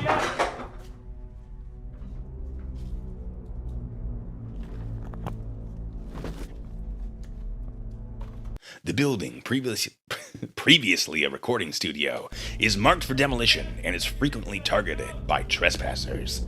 I get better locks. Going in. Look at this. Hold on. Yeah, just shine the flashlight right into the back of your partner. Silhouette him so that if someone shoots at him, they have a clearest target. Good call. Well done. Smart move. Why doesn't the guy in the front have his flashlight out? Absolute trash. I'm going to tell you what this makes me think in a second. Just give me a second. Terrible searching. You've missed an entire half of the room. LAPS, if you're in here, make your presence known. Cameraman should probably zoom out a little bit. LAPS. What is that his taser, his gun? Is it just like pointing at him? Okay, so their tasers are out. Why isn't his taser out? Why isn't your gun out? These booby traps. One should go less lethal, one should go lethal. It doesn't make sense. These booby traps are new. What booby traps? Be careful, guys. They got booby traps in here. As they just run up the stairs like they didn't hear anything. Yes, if you're in here, make your presence known. Yes, if you're in here, make your presence known. You guys want to hear what it should sound like? Let me point the microphone down. LAPS, make your presence known. My neighbor's like, oh, something's happening across the street. Yeah, that's what it should sound like. Not LAPS, make your presence known. These booby traps are new. Be careful, guys. They got booby traps in here. Kills me. Yes, if you're in here, make your presence known. I can listen. LAPS, make your presence known. Hey, get on the ground. Get on the ground. Oh, how convenient that we can't see that. How convenient. And what a sense of urgency. Hey, get on the ground. Get on the ground now. Get on the ground. Intense music. Okay, Yeah, come on over here. It's totally happening. Step There's outside. Definitely somebody. step outside. I got him. Lie down. Step outside. I'm blocking the doorway, but step out of it somehow. Oh, yeah. How convenient. Lie down. Oh, there were people. Oh, and this guy's like fiddling with his flashlight in the most important part of the entire thing and not paying All right, attention. is there a fire to going people. on in here? I smell smoke. But you didn't smell smoke before. Got it. Cool. Okay. Come up. I got your 6. Good, sir. Behind your back. Who else? Yeah, also, good call. JT Davis. Wait, I thought they all wore body cameras. Important point. Very well put. Very well noticed. Who's in here? I mean, getting them on the ground is fair because you do want to continue to clear the building, make sure there's nobody else in there. But, and this is probably something where you maybe could affect a citizen's arrest. I don't really know. Who else is in here, ma'am? You're being placed under arrest for trespassing. Go roll on your right real quick, man. You're going to be placed under arrest. They should be saying you're going to be placed under a citizen's arrest. Well, you don't have to say it. I would recommend it. But We're just gonna sit you up so you're comfortable, okay? I don't even know if you can place someone under arrest for trespassing or citizen's arrest for trespassing in California. I don't. Is it possible that security has some authority? Sure.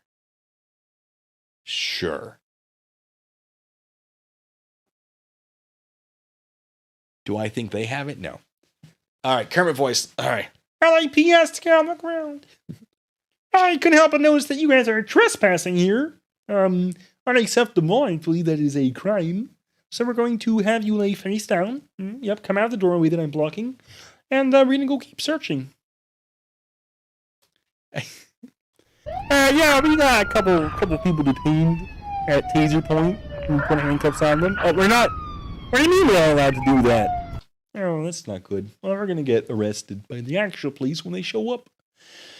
Can they handcuff people if they're doing a citizen's arrest? Yeah, probably. If they have a security guard license, they probably. If it's correct citizen's arrest on private property that they have authority on, they actually do have quite a bit more authority and power than they would on like public property. So I'll give this one to them, having not actually checked the California code on this sort of thing. I'll let it slide because it might be okay. I don't think it's real. I think this is all fake, and we'll get to that though. Tones, thank you so much. There's no real authority, can't give lawful commands, cannot actually detain or arrest anyone. First Amendment auditors would devour these guys. I would love to see them go faced. It would be messy. It would be so bad. Thank you, by the way, Irish girl. I don't think I thanked you. Excuse me. Yeah, they shouldn't say arrest. They should say detained as well. Semantics, is it going to come back to bite them? Probably not, but. In the state of California, you got people on the ground, and he's just like, let's do the interview here. we as security, we've made what's called a private person arrest. So citizen's arrest. We have to make sure nothing happens to them.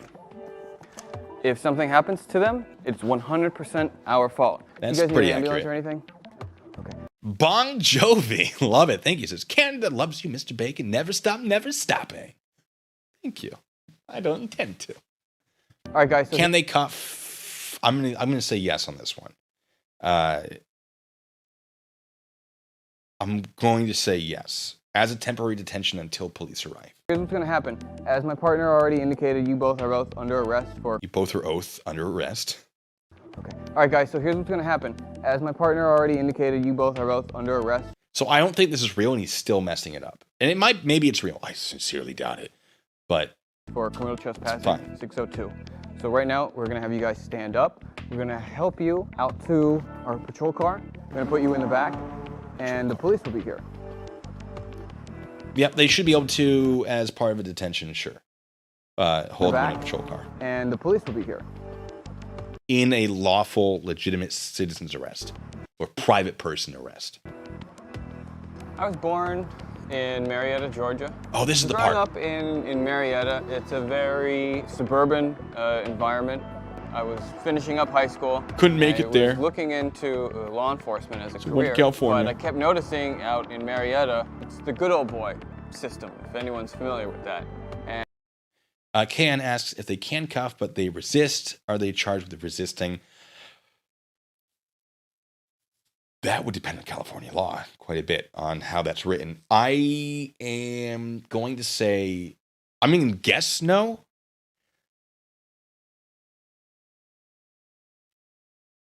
But there's probably something that would apply as like a smaller, not resisting arrest type charge. Because it's not technically an arrest, it's resisting a detention. I'm going to guess no, but I am not trained in California law. I know some California law based on other things I've looked into in the past, but I don't think this would be resisting in this scenario. I don't think. And since I didn't know any good old boys, and since I wasn't a part of that environment, I didn't really want to get into that. I came out here Sure. with the They wouldn't let you in. Got it. suspicion of working in law enforcement. I found out that security guard is an entire industry out here. Did my training, got my firearm permit, my guard card, and Which makes me think he didn't get in. Because why would he be like, I'm going to be police? Security is a thing. That's better. There is some security that's really, really cool. I can tell you from personal experience, I did not do this kind of security. I did like real law enforcement. It makes me think he did not get in. and it began with me in a patrol car, because if a call went out, it's very important to me that Steven says, I smell a failed psych eval. it's a lot easier to get into security than it is police when it comes to those psych evals. I will tell you that. We get there fast.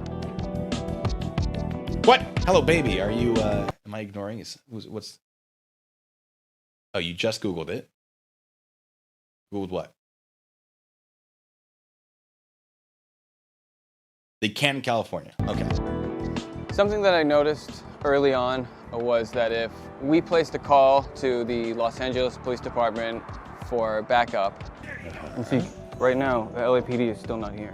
We put in a call, I put in the call personally. Yeah, how many minutes ago? We've already gotten 200. Tell us. Where are the police? Sometimes they would come right away, and sometimes they would not show up. We called the police department the moment we found out about this. That was well over 45 minutes ago. The job is done here. We found 2 subjects inside, we arrested them for trespassing, and we put them in the back of our patrol car. Hooray! We're going to waste police resources because we can't drive them to the police station. What resources are wasted? The officer's job to come get them regardless. No, I get what he's trying to say. He's saying, like, well, because we're not allowed to do it. We need more authority. We should be able to drive them. I'm not sure I agree with that. But it's just... Okay, I'm getting called out by Justin Humphreys, who says, I love working security, at least where I'm at now. I've been approved to begin the testing process, but make it, I'll do my job now on this side. Fair. There's a lot of great security, and I did enjoy it. But it's just that if you're like, I'm going to be a police officer, it seems weird that you'd be like, oh, wait a second. Yeah, you know? Weird. Security guard manual says we have Does to it? wait, and a peace officer has to take them. Yep, that that's checks out. Just a Pretty waste. sure that's true. If we've already cleared it, we've already taken care of, why can't we just take them to jail? Because what if something goes wrong? You're now liable for it. Duh. And They're going there's to the take officer. possession of our... Something to take note. You never see the officers and the people who have been detained in the same shot. prisoner, and now they're going to spend 2-3 hours booking him, taking an inventory of their possessions. Now, the reason he's complaining is like, I want those hours so I can get paid for it. I assume. Why can't we do that? Why can't we save the city time? Why can't we take them to jail, give them our body camera footage? Can't we save the city time? Why can't... Yeah, see, even that shot is not the police taking them. That's LAPS taking them. That's not the police. Can't we take them to jail, give them our body camera footage, give them a copy of the report? Why can't we do that? So we got a call about 45 minutes, an hour ago, about 2 subjects that could be inside. We, of course, let LAPD dispatch know of the situation, advised them that we were making entry. At no point do they tell the officers that they have someone detained either. We found 1 subject. Okay, who owns the building or who's in charge of it? Hold on. We were making entry. We found 1 subject. I'm not. Know of the situation, advised them that we were making entry. We found 1 subject. I'm not convinced that was actually said to the officers. That could have been audio overlaid with this very jerky footage. I'm not convinced those words came out of his mouth while he's talking to these officers. Okay, who owns the building or who's And hold on. Advised them that we were making entry. We found 1 subject. They found 2. They found 2 subjects. So something's wrong here. Okay, who owns the building or who's in charge of the lot? It's a corporation that's in charge of it, and we're LAPS. One obstacle private security faces suspicion from the police themselves. Yeah, that's not wrong. Especially when they act like this guy. They're going to be like, I don't know, dude. Agent of that property. So is that your normal protocol? You guys just go search the buildings on your own? And they're suspicious. I'm curious. I've never dealt with you guys before. Gotcha. Which tells me, it makes me think that maybe they're not that well known. They're trying to be like, look how cool we are. But if we have someone saying that there could be someone inside, then we'll go inside and we'll find out if someone's inside. We're certainly not saying we want to replace the police or we're better than the police or anything along that. What we're saying is it's our opinion that police officers are very busy with very specific crimes. They're on their way. Why don't you have footage of them moving the person from your car to theirs? Where there's a domestic violence situation. Here's what I think happened, folks. I think, yes, they had evidence that there was somebody in that building. I think they did call the police. I do not think they went inside. I think if they did, they found one person, or they didn't find anyone, and the audio of him saying to the police that they found one person was dubbed afterwards. You cannot tell because the camera's very shaky. If I stabilized it, I could figure it out. I could do that later. I might not. I might actually, because that would be an amazing find. Boy, would that be a big deal. I think police arrived. Oh, no, because they asked, like, oh, your protocol is search building. Okay, so I think they did go inside and they found nothing, which is why we have no body camera footage, right? But they have a camera guy going around. They never see the initial situation. The way things are being yelled, the commands that are given are absolute garbage. And then all of a sudden we have two people. You blur their faces, cool, whatever, so they can continue acting in California. Not hard to find actors in Los Angeles. The easiest thing, probably the easiest place to find actors in the United States, right? You just put out a thing on Craigslist, like, I need actors to play a thing. And then you cut to footage of the police actually arriving, and you can make up whatever time you want for their arrival. You never show the people being transferred by the police, which you would absolutely be allowed to do. And the police are skeptical as if something is not right. This, I think, is at least two separate events, right? Where they actually had an event and then went back and filmed some stuff to make it look like something actually happened. I would put money on it. I am incredibly confident that that is exactly what happened. Yes, they called police. And then there was no exciting footage, so they created it. I think this is a manufactured scenario to an extent. The footage, certainly. And they're just bad actors, and they did terribly. Thank you, Warren. Warren says, look up global security. Looks a bit more legit. Also, security is what it is. Security to secure property and or life. The industry is for creating a private armed force to protect and secure, period. Yeah, but I mean, there are still limitations, and this guy's pretending it's something it's not, I think, or asking for it to be something it's not. Sharkbite asks, how are you doing at the Green River Project? Waiting for it to stop raining. Mostly. I got more stuff to film. Our Lord and Savior, forgot about that. Thank you.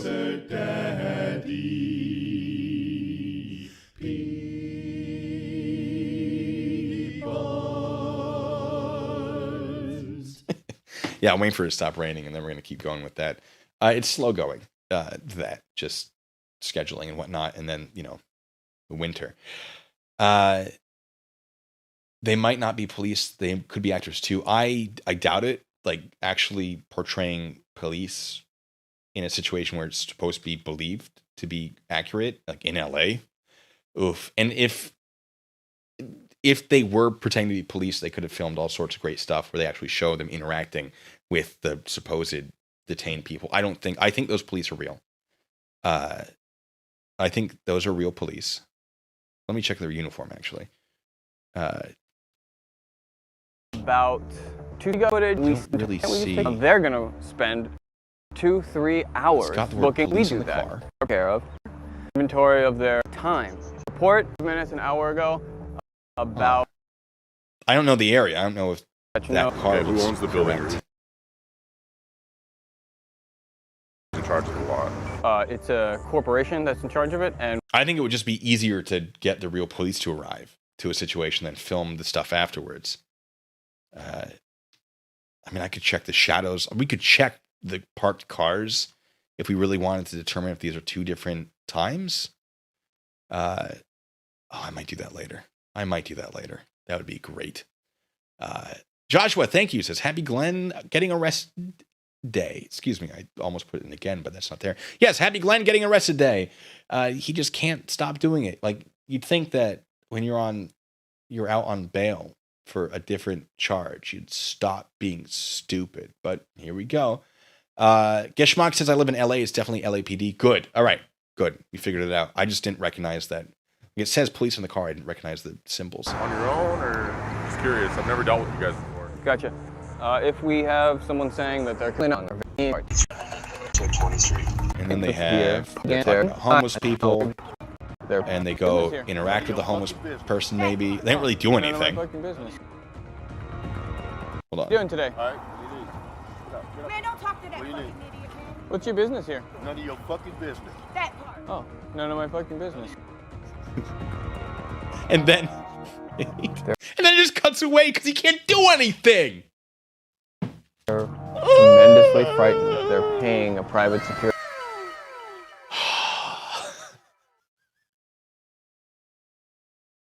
If you break this down and analyze it, it actually just basically shows how, like, not good they are. They're trying to make themselves look cool, but like there are certain things are omitted that when you realize they're omitted, make it very clear that if they had happened, they would not be omitted, right? If he had a legitimate interaction that was effective with this guy, that did anything, something would have happened. Like this, it's stupid to include this in the footage at all.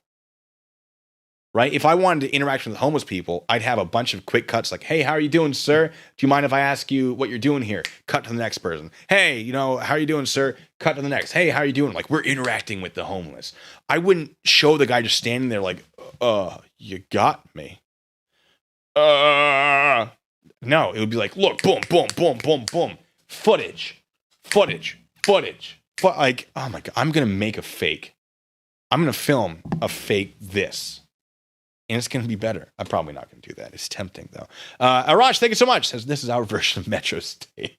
So Metro State, like, was sort of like anger-inducing. This is just like kind of sad. Fucking business. To be a sad. A family living across the street agreed to talk about the situation provided we keep their identities protected. Yeah, talk about the situation where they're unhappy living across or near this option. And the city. It's basically like, give us more authority. Something a few weeks after filming, a large fire broke out into the encampment, forcing city officials to finally act and move the tent city. Great. Not sure why that's relevant. You don't know? Basically him saying, we need more authority. Bruh, if there aren't enough police officers, become a police officer. Or try, which I think you weren't able to get. I don't know. Wall with that and then the rest of it is just him complaining. Low level, perhaps it's not. He's reusing the same footage. We didn't require a police response. Perhaps there's someone with a mental health issue, and it doesn't require. Which tells me he doesn't have that much footage, which makes me question how much of an issue there actually is that they interact with on a day-to-day basis. Otherwise, you wouldn't need to use the same thing over and over and over and over again. Neil23, thank you. Says, PT and Friday could do this better, cat eye. Oh, well, then they probably should. But here we are doing it, and you're giving me money, so. Violence. It requires a conversation. I hate the adults talking, says, Blue Bacon, don't challenge the masses with logic. How dare you? I know. Logic just oozes out of me. Hi, ma'am. Hello, lady. My spine is broken. I'm sorry. I'm telling you, my spine is broken. I'm sorry. I'm about your spine. We can talk all day. I mean, what does they even do? About I'm sorry about your spine. Cut to the next thing. How most Americans are 1 or 2 paychecks away from being bankrupt. Exactly. On June 24th, 2020, LA Times, the LAPD wants to step back from taking mental health calls. Yeah, to have a different agency engaged, not to remove that entirely. They have them taken care of by a different agency, stupid. Come on. Why not us? We have a mobile patrol force. Give us the training, and let's put rules, regulations. Or they could give the training to the people they're already training. What? Come on, guy. Regulations and transparency in place. Can you please turn on your BWC and walk around 9127? Why is it off? He's talking, he's like, yeah, I can access any of them so I can watch what they're doing. Well, then why is it off? With your body camera in the on position. The police can do police. You're right, Lindsay. You're right. Let us respond. Tesla police car video. Oh yeah, he has one. Sergi. For you. We should watch that, and that should be like the final thing we watch. Yeah, no, this is basically him just complaining and trying to look cool and not. Tones, thank you. Says the fact that they couldn't do anything more until the police arrived proves their existence doesn't actually solve the problem with response times. Basically, yeah. and they don't show anything that actually shows them doing anything effective. They think they do, but they're not. It just doesn't. Nope, that's not the one I wanted. Boom, there it is. Let's see. Los Angeles Professional Security Tesla.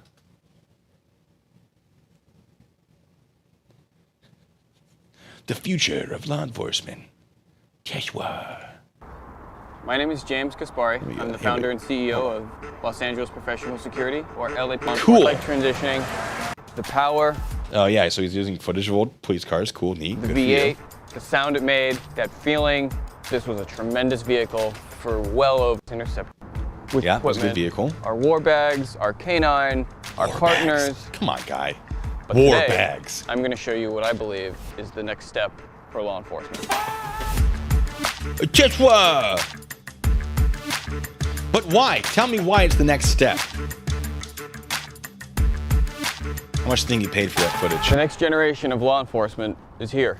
Okay, but why? The 2020 Ford Police Interceptor SUV cost $45,000. As opposed to the Tesla, which costs $60. I don't know how much it actually costs, but they're not cheap.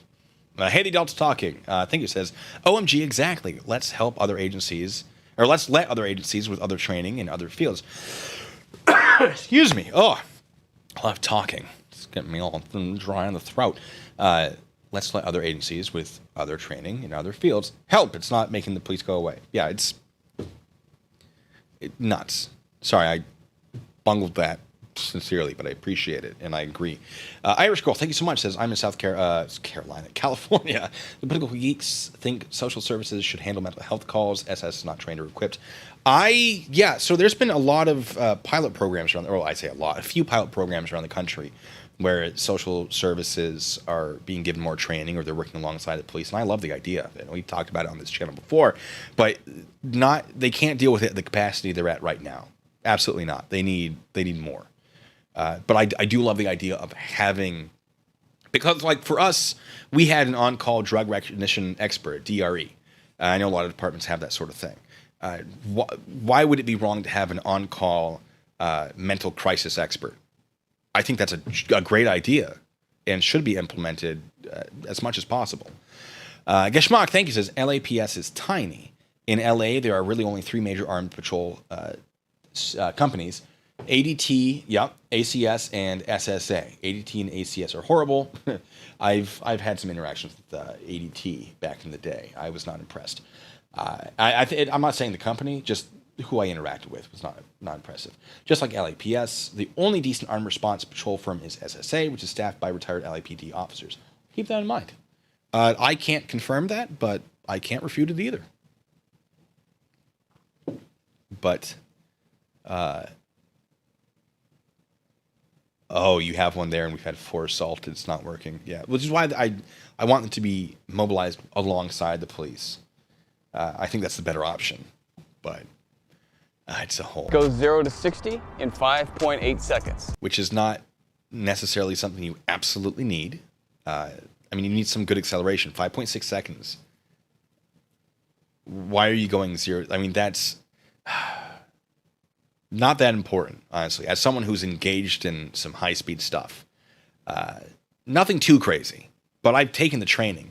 The acceleration is not, like 6 seconds is not, it's fine. I don't need it in 3. 8 would work, 0 to 16, 8. Because a lot of it isn't about you going fast. It's about being able to coordinate with other officers to engage whoever you're chasing.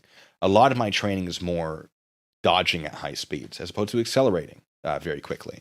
And sometimes, yes, you do want to accelerate quickly, but that's not going to be the make or break. There are a lot of factors that go into choosing what kind of patrol car.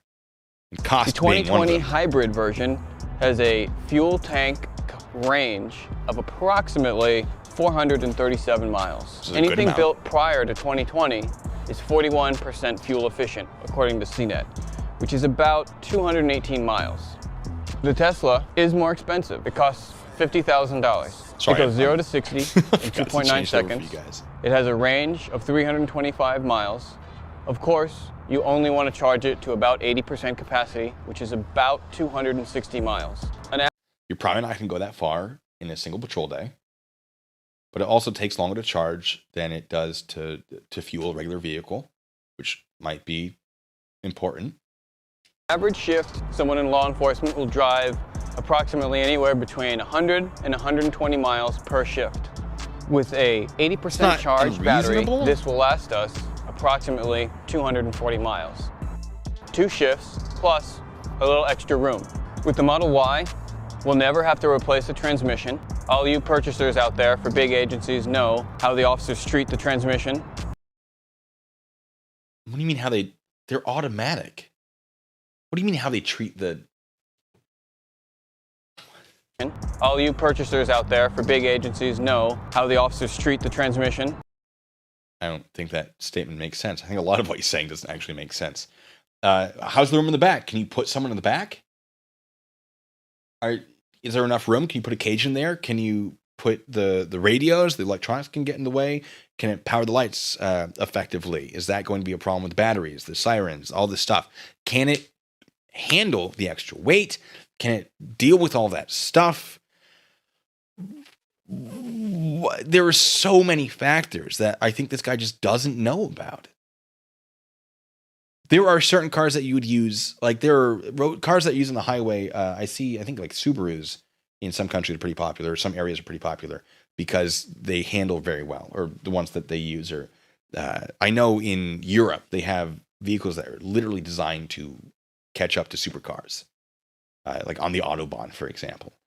But they're not also vehicles used for arrest. What is the purpose? What is this car going to do that the existing cars don't? Is it just faster, more fuel efficient? What's the cost over time? What's the cost to repair? How difficult is it to repair? How quickly can they be repaired? When I take a Ford Focus, right, that's been modified into a police. I know that's not the classic one, but I've used a lot of Fords in my day. Ford was a very popular one for patrol vehicles, various types of Fords. I think Focus might have been one of them. I don't know if it was Focus. You can get them repaired very quickly and easily, and parts are very available. That's not, from what I understand, the case with Teslas. So that's a terrible choice. Raj, thank you. Yeah, Teslas have no transmission. Sure, but how are the officers in the patrol cars they have today really messing with the transmission, except for acceleration issues? For a standard transmission, sure, I could get that argument, but I've never seen a patrol vehicle, an active patrol vehicle that wasn't automatic transmission. So I just think that argument doesn't hold that much water. I think, yes, Tesla, you wouldn't have those transmission issues, but his argument, like, oh, but they go so hard on the transmission, seems wrong. Base Face, good to see you here. Thanks so much. Says, drink some more apple juice for you. And I will. And if you ever get the chance, try Fiddler apple juice. It's from my neck of the woods, and I really enjoy it. Yes, I will. I'm going to let him keep No talking. one puts it in park when they're supposed to. We'll never have to treat the transmission. No one puts it in park when they're supposed to. We'll never have to replace the engine. Well, according to you, I put patrol vehicles in park all the time. When I parked it. What? Engine. We'll never have to do an oil change. This vehicle has no liquids except for the wiper fluid. It's common that these vehicles last 625,000 miles. There are numerous Teslas out on the road right now that have well over 500,000 miles. On average, law enforcement retires the Ford Police Interceptors around 100,000 miles. And they do probably the same for Teslas because, yes, an Interceptor can go hundreds of thousands of miles, but they start to degrade and develop issues. And you don't want that happening during an incident where you can't have it happening. Same with like Humvees. After I think it's 50,000 miles, they cannot be used for combat. They have to be sent back to the United States because they will develop issues. And boy, do they develop issues. So no, it's not so much like they stop working. It's just that they become a liability. And he's not saying that Teslas don't do the exact same thing. He's just saying that Teslas have been run for 500,000 miles, whether or not that's true. That's not the argument that needs to be made. He's arguing from a position he is not familiar with. He doesn't know what he's trying to argue.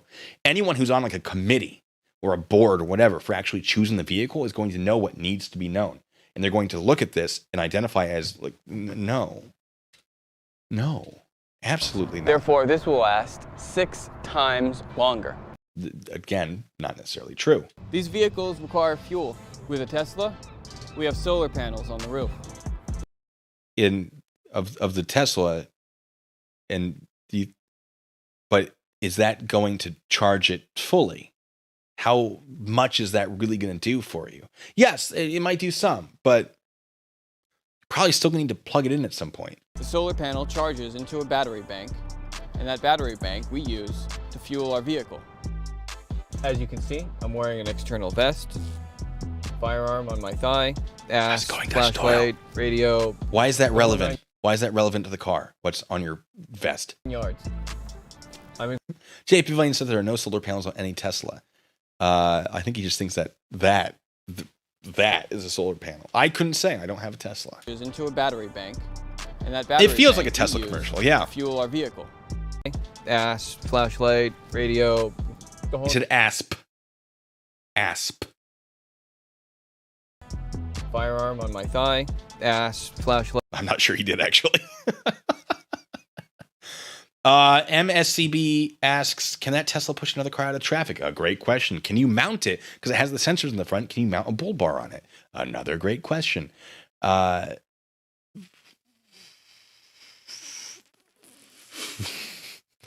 says there's solar panel on my calculator. Play, I love radio, the whole 9 yards. I'm incredibly comfortable. Yeah, because they're expensive cars. They're built for comfort. I fit. It's easy to access. As you should fit in a vehicle. Everything I need to. One other thing. Tell me. I know I can't be the only person out there who hits their funny bone where the locking mechanism is. Yeah, I don't, because my locking mechanism is on the inside of the door, not the top. It's pretty common that it's actually on the inside. What is that even called? Door lock indicator? No more door lock indicator. You didn't think to find out before filming the video? Now it's flush, it's soft. I'm very comfortable, even with all my gear. Where's your license plate, bud? Is driving. Can hold people in the back. In front of him will correct the steering. Yeah, it has some cool features. How many of them are necessary? It's just. Now let's apply the features that Tesla have towards that situation. You know what I like having about a car with an engine is that engine is really good at stopping bullets. You know what Teslas don't have? Not an engine that does a great job stopping bullets. I mean, it has components, but the front is a trunk and the back is a trunk, and oh wait, you know what sometimes happens to police? They get shot at. You know what's not great? Lithium spills. Yeah, lithium spills aren't great. Yeah, and then if it gets wet, lithium catches on fire if it gets wet, if I remember correctly. So, a frunk, good call. Yeah, am I not wrong? You wouldn't want to be shooting at a Tesla because lithium fires? Right? What if, as a human approached, through the use of AI, we could see gun? And if Tesla knows gun plus human within 12 feet, lurch forward 4 inches. Yeah. Knocks your own equipment out of your hands, puts you off balance, and smashes into another vehicle. Great, good call.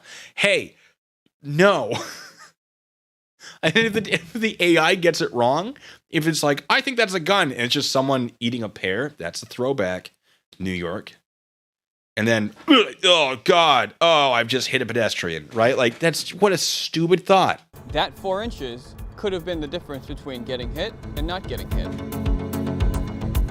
Or why not just say, hey, what if we had bulletproof glass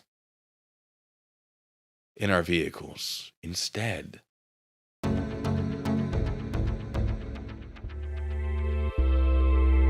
Don't care. Button from my phone. Look, The dog fits in the trunk.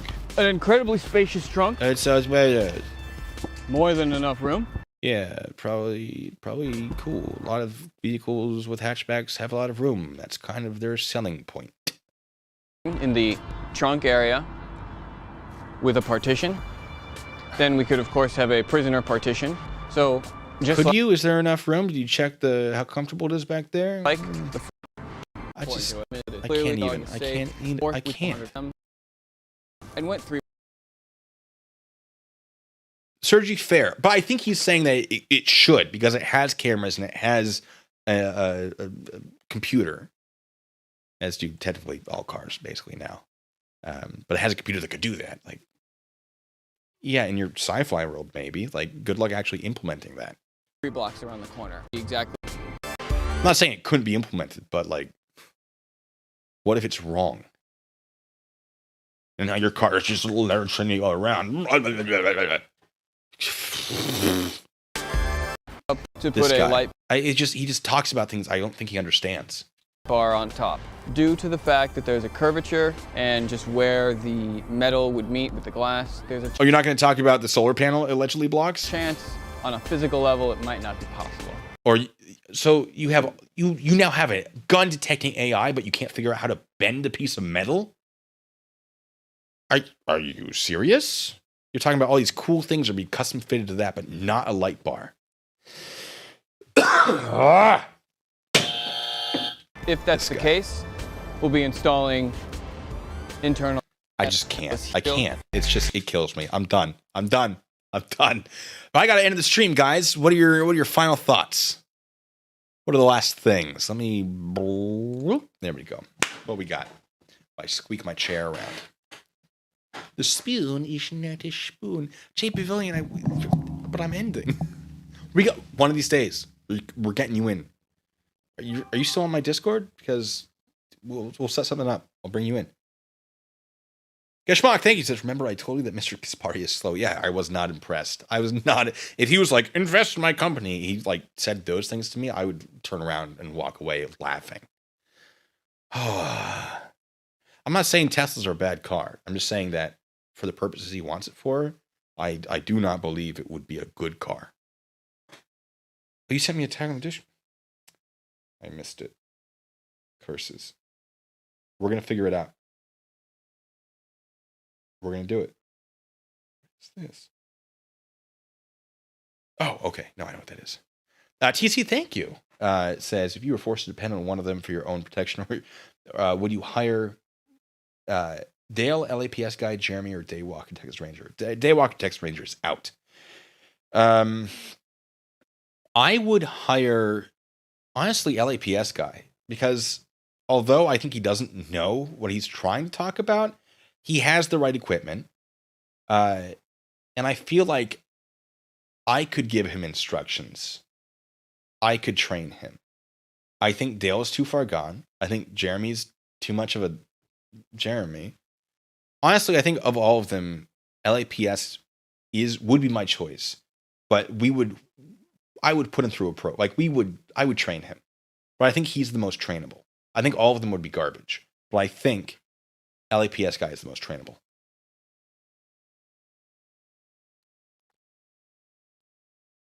But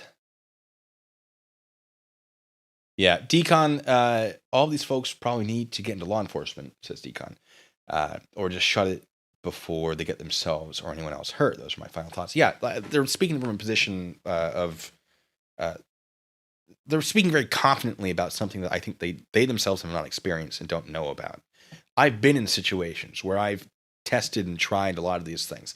Dale also claims to have done the same, but that might be true.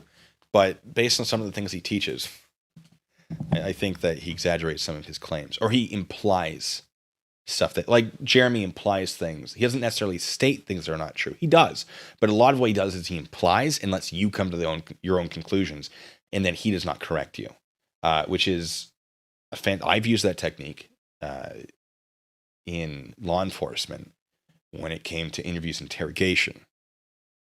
And then if they like, oh, I caught you in a lie, like, oh, no, I just, you didn't. And so you can sort of, it's lying without locking yourself into the lie, basically. It's recoverable. So if someone calls you out, you can go, no. And then it's not as bad. It's for an interrogation type thing. Because if you're caught in a lie in an interrogation, it's over.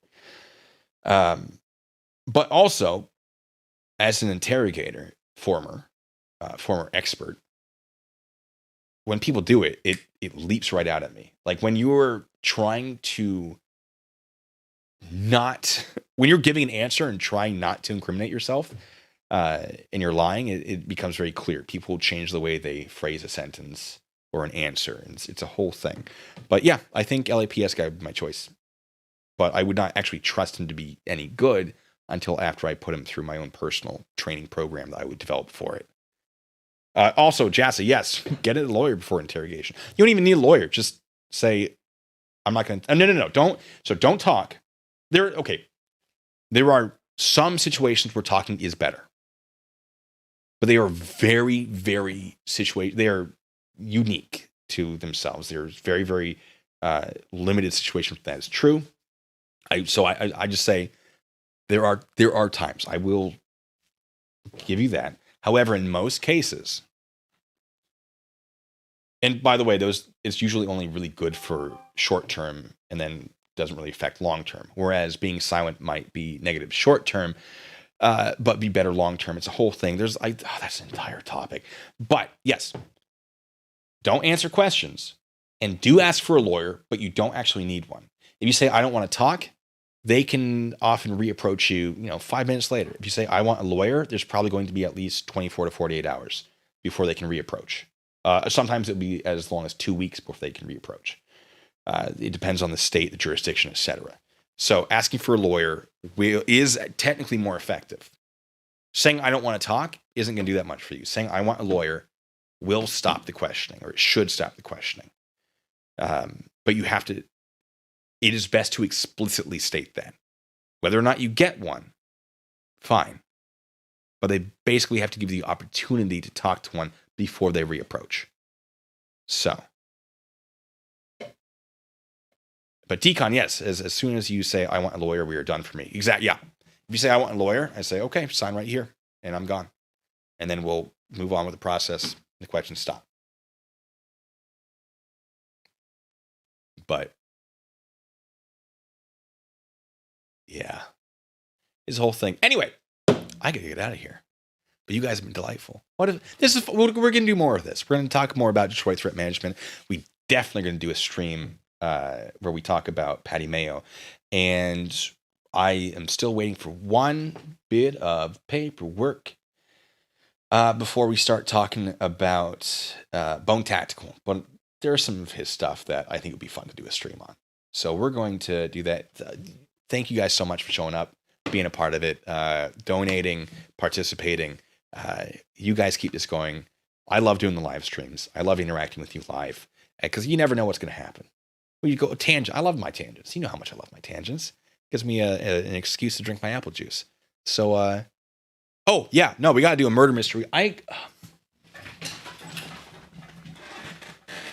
so creaky. I might have bought some stuff. I want to do a stream where we try these. Wait, there we go. And we just do a stream of one of these. See how it goes. I think I want to start with this one, and if that works, we do that one. It should be fun. I think it's gonna be great. But also from the book, the Whodunit book, because that's a lot of fun. I really enjoy that. Tell your friends. Get them involved. The more people, the merrier. But yeah, I also love the murder mysteries. And now I have this little soundboard. We can make it a lot more fun. It's always you 235. How do we play? These are single person board games. They're not even board games. It's just like so this is a game for one. It's basically just a big old puzzle. And this can be played with one or more people. And so you go through evidence and you try to solve. So, a murder at the local dive bar, a mysterious masked figure, a small town full of suspects. When owner Nick Webster falls from a cliff behind his roadside tavern, his death is ruled an accident. I don't have good music for this. I'll do this. His death is ruled an accident, but one of his employees suspects foul play, and she needs your help to prove it. Do you have what it takes to hunt a killer? Yeah, that's it.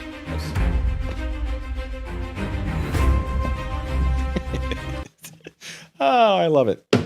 Anyway.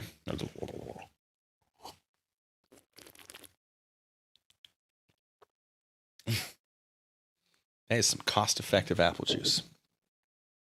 Oh, yeah, the mermaid, of course. She's around. Oh, she's over there. She's hanging out back there.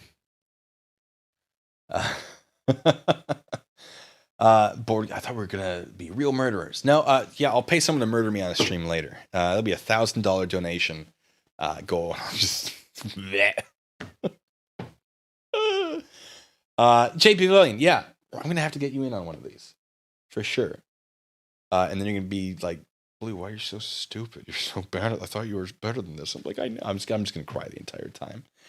Officer Fish Flaps. That's right. Yes, it was Blue in the garage with the used wrestling trophy. We solved it. We should just get a bunch of people to play Clue together. Yeah, see, it's just with the gold already there. You can't really see the tinfoil. It's fine. Make him a little hat. But yeah, all right. So I'm gonna get going. We're gonna do one of these streams again soon. Hopefully, probably next Friday. Because we're trying to do it every Friday, if not more. Will you read my Windows 99 for Dummies book? I could read some of it later, though. Later. Anyway. No, James. No. No. I'm not gonna have someone kill me if I get $1,000 donation. Oh, if I get next stream, I'm gonna put it out here now. If I reach $300, I'm gonna have to figure out how to get a counter for it to figure it out. I will rent a tuba, and I will learn to play it, and I will play it on stream. Because someone said I should do that to follow Glenn Serio around, but now he's gonna be in jail, I guess, for a little bit longer. But I thought it'd be really funny. It's just that rentals, money. So I talked to Rennie a little bit about it. Rennie, she says, don't give them any details. But next stream, I think that should be I should make a donation goal. I could get a tuba soundboard, but it's not the same. I don't even know if I can fit a tuba in here.